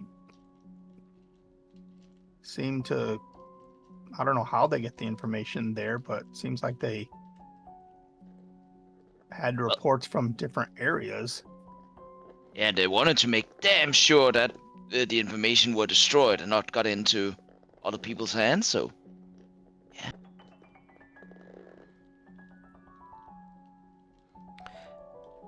This is rather concerning because, as I have said, this group, this knowing witness, they do seem to be operating not just out of Edessa or Zadash, but many other areas. And while some seem to believe that this is a very obscure and unorganized group, I do tend to find that to have so many in so many places and still have no one caught, no identities truly revealed. This is a matter that I was discussing with the Richter. Do not tell him I've told you about this. The job that I was suggesting you for, there has been a kidnapping. A Richter from the King's Hall has been abducted.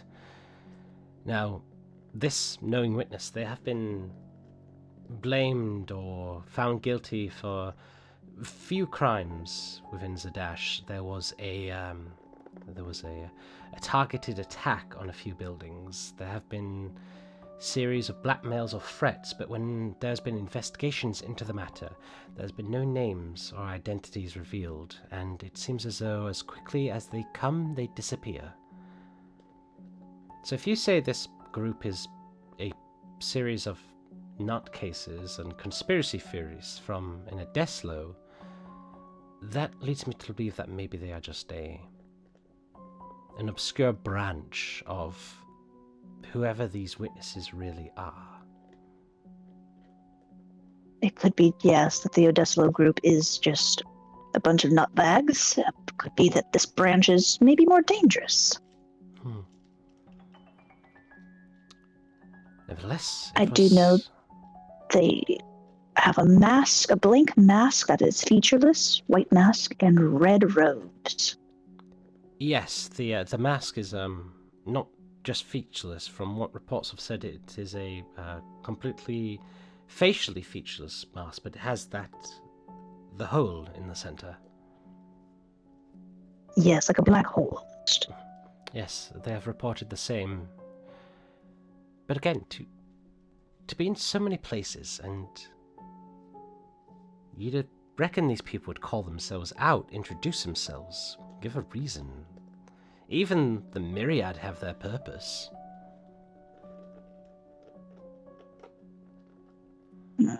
Nevertheless. Perhaps they're biding their time. Quite possibly. Did you say we had it? Did you say there's a job, right? Yes, that was the job I was trying to push you on the Richter for. There has been an abduction of a Richter from the King's Hall. It does seem, however, he does not wish, I assume, word to get out travelling with strangers, so he's put his own men on the case. They have not uncovered anything as of yet.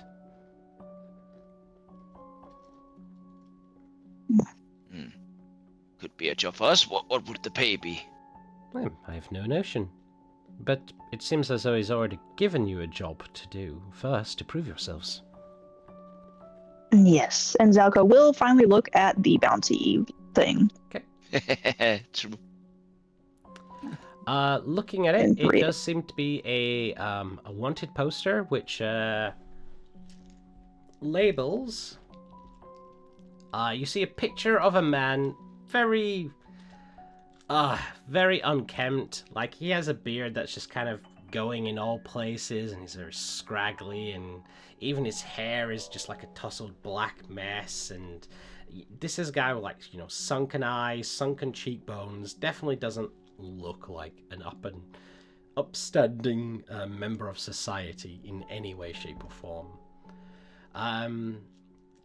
You have the label of a Carl Knave, who is wanted for the crimes of theft and burglary and assault. Hold on, what was his name again? Carl Knave. Carl. What's Carl? Yes, Carl Knave. Wanted Please for... have been muted. Yes, you have.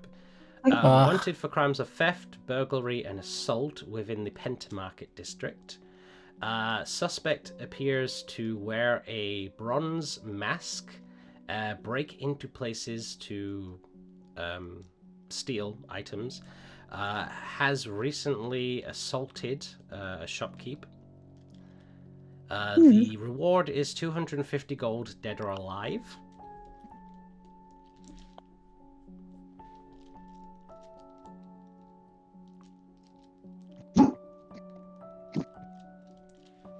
Alright. He's, right a menace, it seems.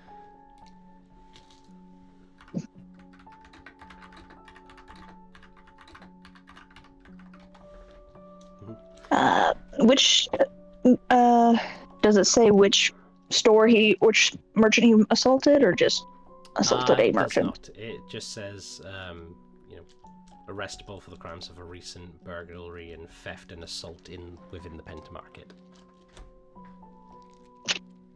Have you seen this individual? Asking Alwara.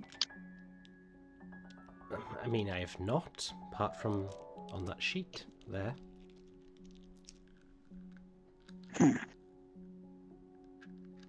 What about you, Spore? This seems like an individual you might know. She is not gonna suggest the questions. You will have to ask her. I know what you're going for there, Zalko.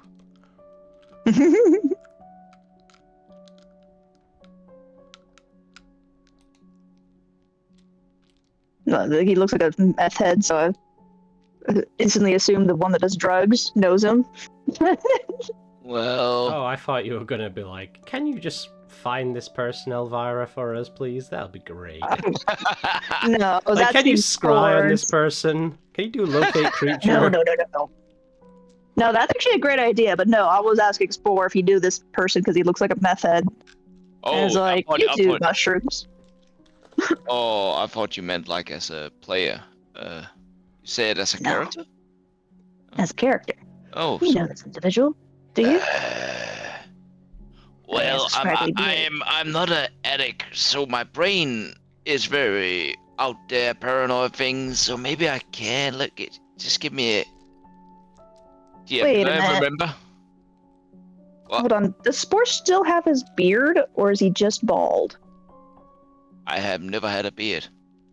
No, when you were in the Fae thing, you got a beard. Oh, that's true. I forgot about that. Shaved it off with the rest of his hair.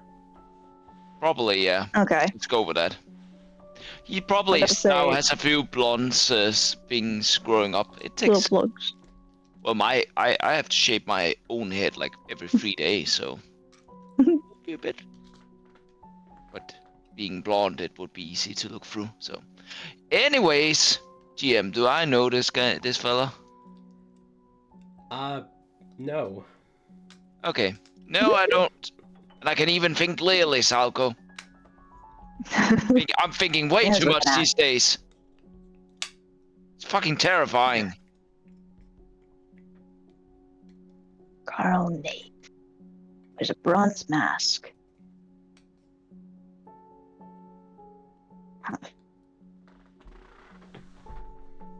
Maybe when Guildenstern is done attuning to onions, he can help us in asking around.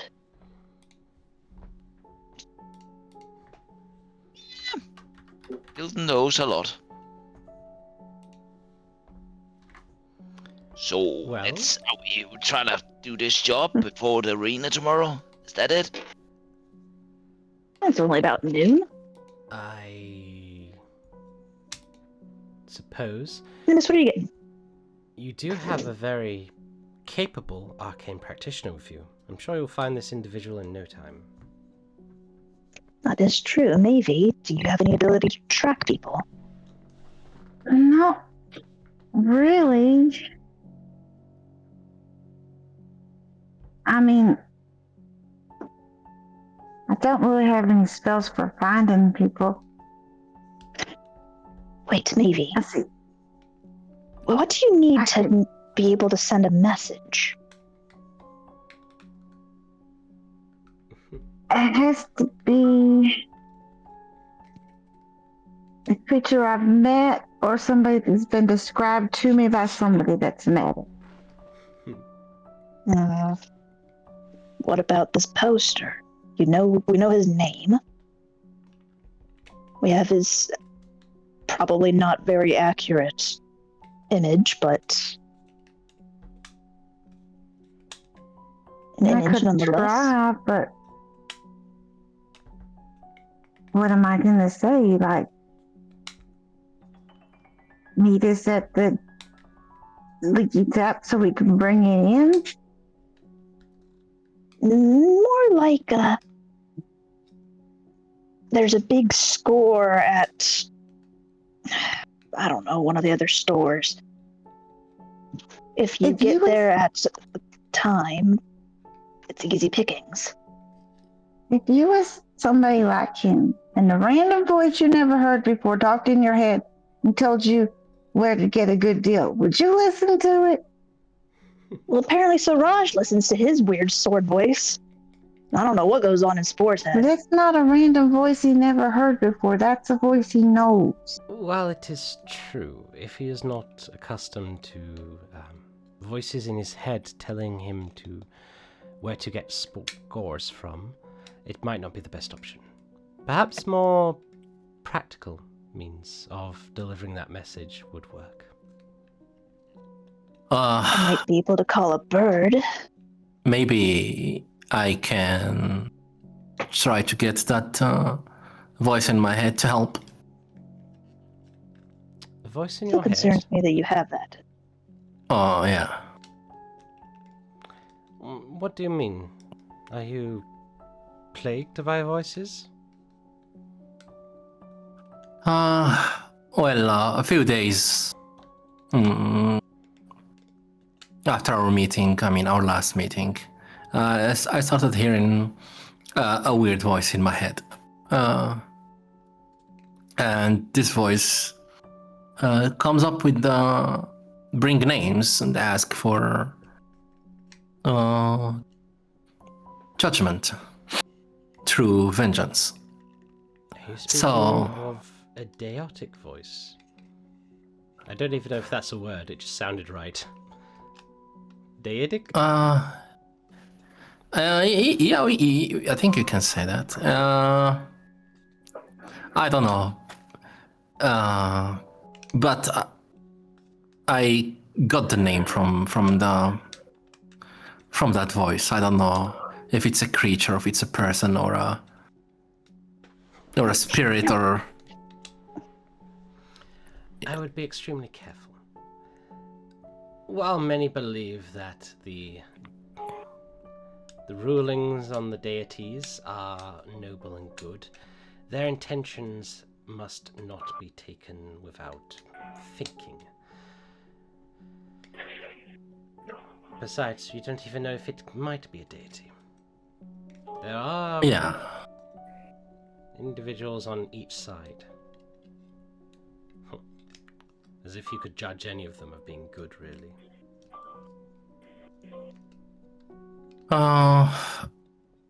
But from my experience, the voice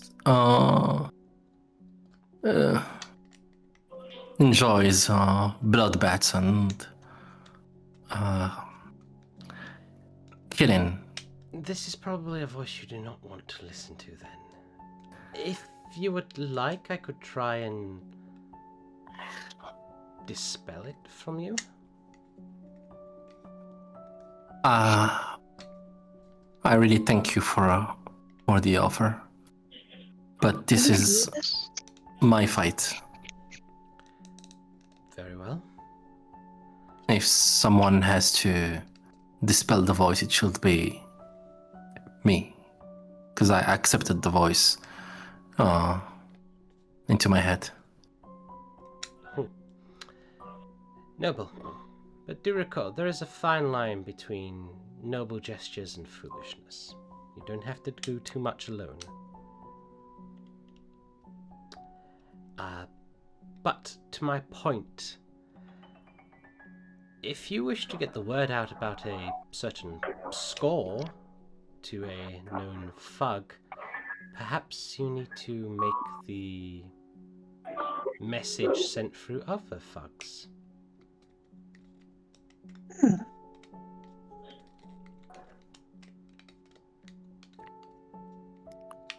I don't know no other thugs. Well, there was a mention of the myriad, but then you did say that you are trying to avoid them. My ears have caught onto a certain individual, an up-and-comer within the city of Zadash, apparently making some rather large moves into the areas of stolen goods and importation of illegal artifacts in the exportation of them as well.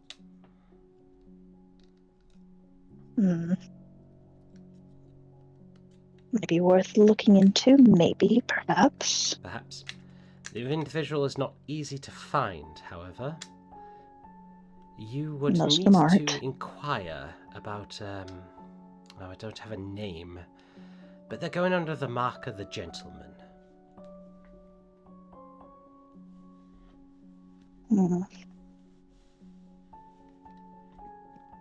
I probably wouldn't have any knowledge of this at all. Not a criminal Make type a history person. check.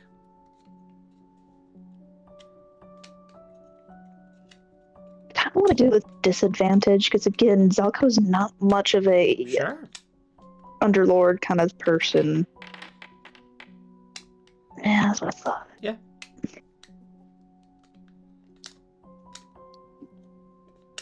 The gentleman.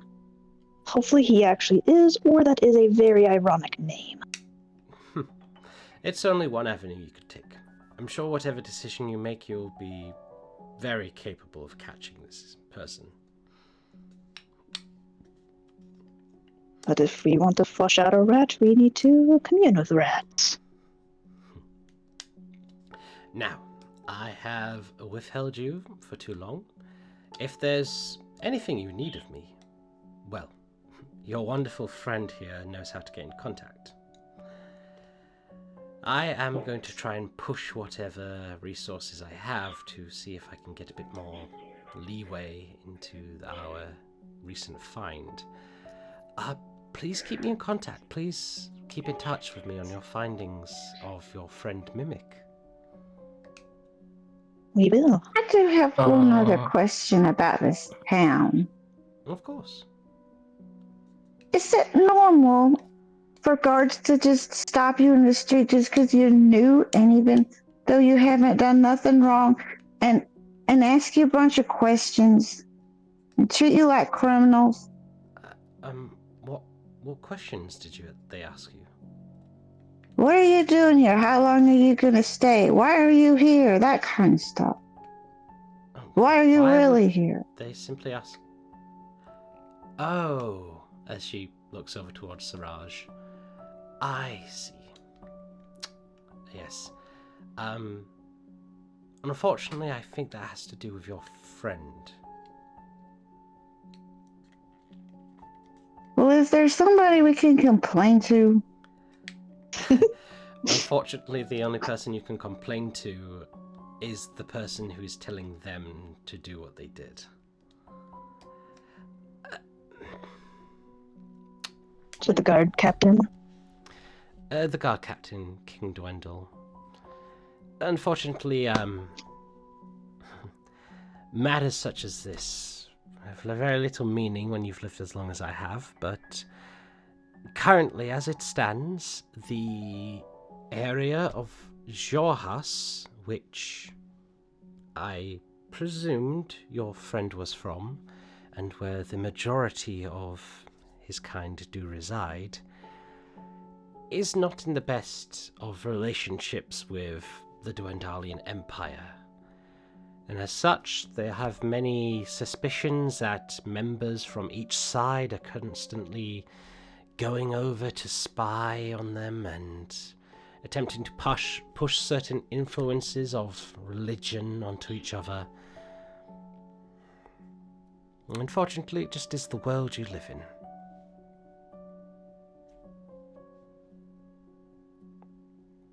Well, as far as I'm aware, they have not made it illegal for being a member of certain races. They, unfortunately, will push their luck, and you may be questioned a bit more. Siraj had the idea to become a bit of a pit hero. And so you take part of the pit fights. Do you think that would help curb the questioning? Notoriety on a good scale is definitely one way to turn the masses' opinion of yourself in your favor. Another way would be trickery, illusion. You could transform yourself.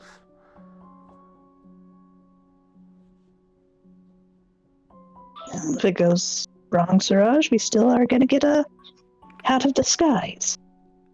I can save you some coin or time there if you wish. Oh? You could call it my gift to you in the aid of your efforts. Maybe, if you wished, I could... If you wanted to take the time, the spell of a disguised self is definitely something I could bestow upon you. But doesn't that one only work on yourself? Yeah. Good point. Is there a disguise somebody else? No, you're right.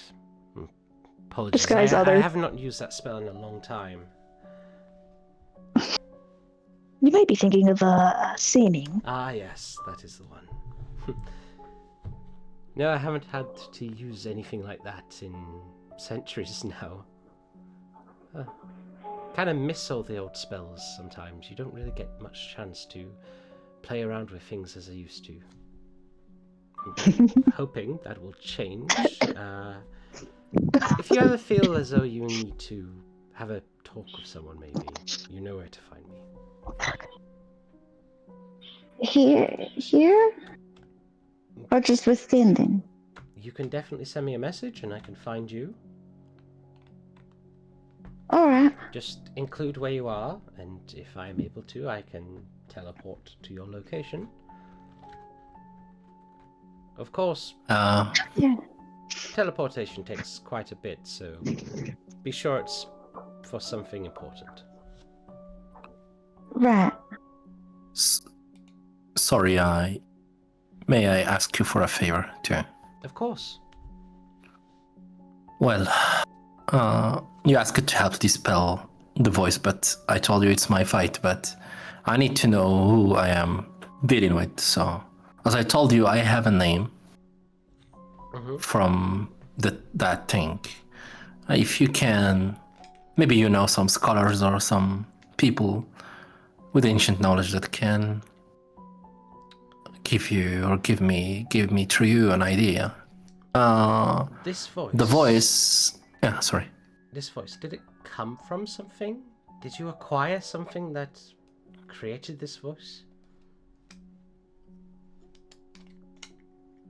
I don't know if I acquired something, but it comes. It lingers from the great sword I have here. May I? Yeah, of course. I take the great sword and gently give it to her.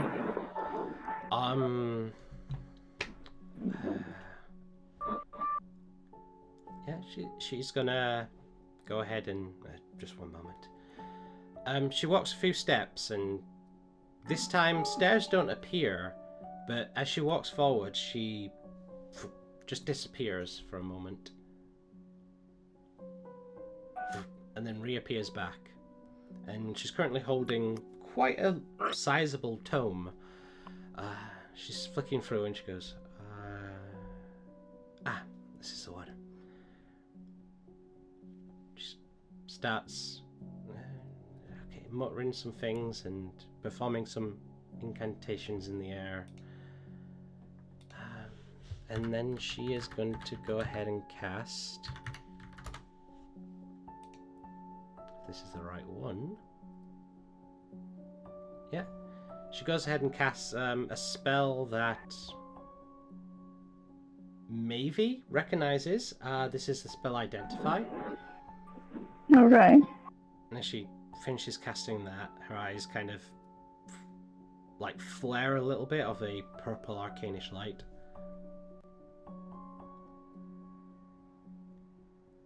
Oh no, you fucking didn't. And she starts casting something again. And you recognize she's casting another Identify. And the eyes flicker again. Oh. Rude. But okay, if you want to play that way. One moment. She walks off a little ways. disappears for a moment.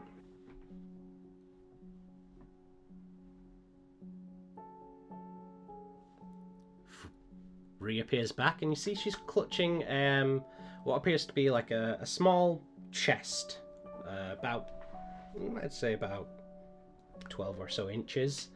And she places it down, she opens it, she pulls out various bits of incense, and you see ivory strips, and she places them down and starts cracking a few of the strips and placing it with the incense, and she goes ahead and starts muttering another spell, and as she waves a hand through the air, her eyes give off that purplish hue glow once more, and she casts legend lore upon the sword.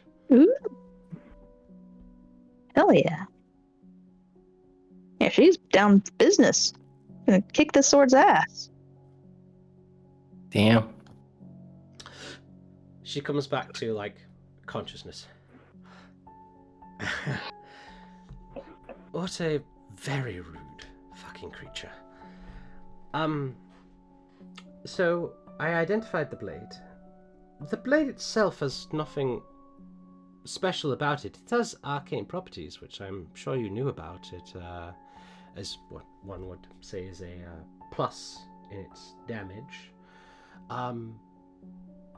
But you have something sentient existing amongst the blade. Yeah. Guess so. I tried to identify its nature, but it resisted. And the second time, I got a name, one which I think you know of. Yeah. It starts with a G. She like That- squints at you, and I guess possibly not. Oh. Which name you got from the creature? So she says the name Corvax. Oh, that's the name. Yeah. So I'm sorry, I'm not good with names and letters in general. Yes. Did you manage to exchange or talk with him? With it or? No, but I casted a spell that helped me understand what it was. It's a spell that allows you to kind of gauge the lore of a person, place, or object. You have a shadow demon connected to you. That explains a lot. And that shadow demon is my way to a person I'm looking for. So that's why we have a bargain. Ah, well, that makes things different. If you have already bargained with a demon, I'm afraid your bargain is pretty much set. The only way to get out of it is to trick your way out of it, fulfill the agreement, or find a way to banish the demon. Well, first I get to that individual, and then I'll see about Corvax. Well, I'd be very careful if I were you. Apparently this demon is a bit unknown within its, guess you could say, tribe of demons. Comes from a notorious line, a gathering of demons of war. They connect themselves to various instruments of death and destruction. It appears as though this demon has two other siblings, so I'd be very careful that they don't come for you. Well, to be honest, I don't know if I have to say this kind of stuff or share a lot of details, but this is who I am. I easily trust people, so please understand that if I'm sharing informations with you, it means that I am trusting you, because this bunch here Understandable. A trait trust that you. is both noble and foolish. I would try and find a good line between the two. Well, I guess... I mean, I learned a long time ago that foolish is my second name, but when I was with the rest in the hall waiting for you to meet us, the voice told me that somewhere there something dangerous lingered around the hall, so I had to go out. So I don't know if sharing this information will help you or help anyone, but yeah, I am sharing it with you. And anyhow, thank you for giving me a clearer idea regarding who I am dealing with. Of course. And you just walking a bit to the deepest corner of the room and just hearing Siraj You're in a circle. whispering to himself, yeah, what did I expect? That to be a shadow demon. Right. So I best guess that we should be getting you back to where you came from.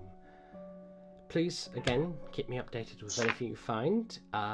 If you would like, I can leave you with a bit of the tea. And... Oh, please. And Elvira will go ahead and lead you back downstairs, and in the same kind of way that the stairs just appeared as you step forward, you're kind of getting the notion, because she doesn't go to where the stairs first appeared in like the same direction. It's just wherever she starts walking, stairs appear to go downwards, and you reckon, especially Maeve, reckon it's obviously to do with her will.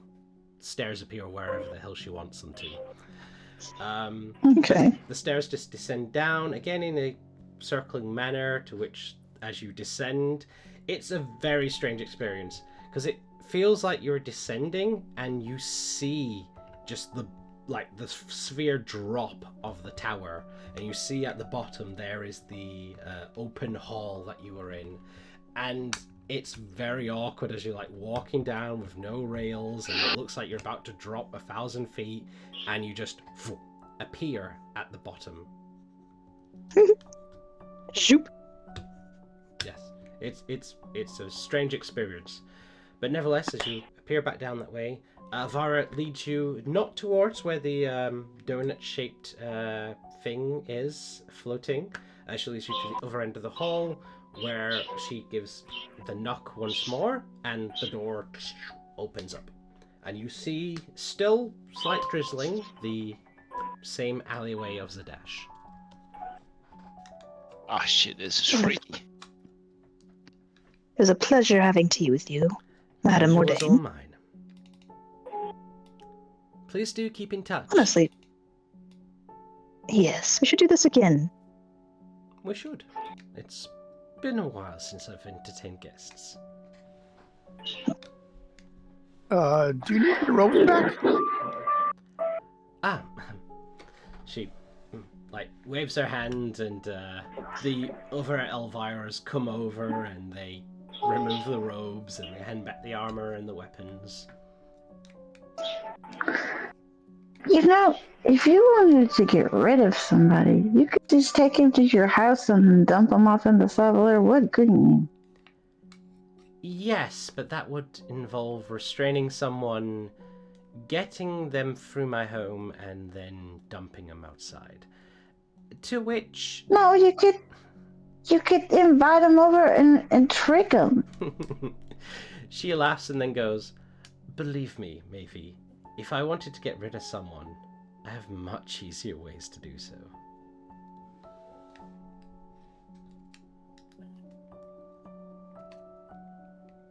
Yeah, but that'd be a good one. I will keep it in mind.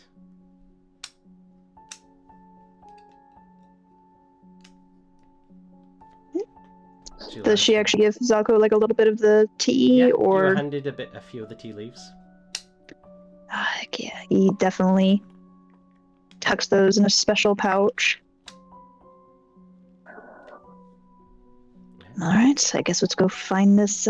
She allows you all to exit and plan your next move of either going to catch this guy or wait until after the event. Either one, you'll have the rest of the day to plan what you want to do next time. We'll just get the guy. Yo, time's up. No. Time is up. It's okay. We probably shouldn't go too far ahead without one of our team members. Well, it's also 10 o'clock, so, you know, we've played for a good 4+ hours again. So it's a good enough point to end. You have a couple of missions to do. You know that you got the fight that's coming up tomorrow. You have someone to hunt down to prove yourself, to find out a job that involves the knowing witness. You've got a arcane sort of friend mentor maybe. Luvon, you've got a bit more protection from being caught out with your god. And Siraj, you know that you're haunted by a shadow demon that has siblings. Well, I am in deep shit. Retro. Yeah. Yeah, it was a good session. I hope you too as a DM got fun. It was a very RP session, and it was very nice. So. I don't mind RP only sessions. Say goodbye to the streaming video, and we're probably going to talk a bit about what's happened and discuss some stuff. Yeah. But hopes everyone had a good night. Yes. Is it Sunday? Is it Sunday yet?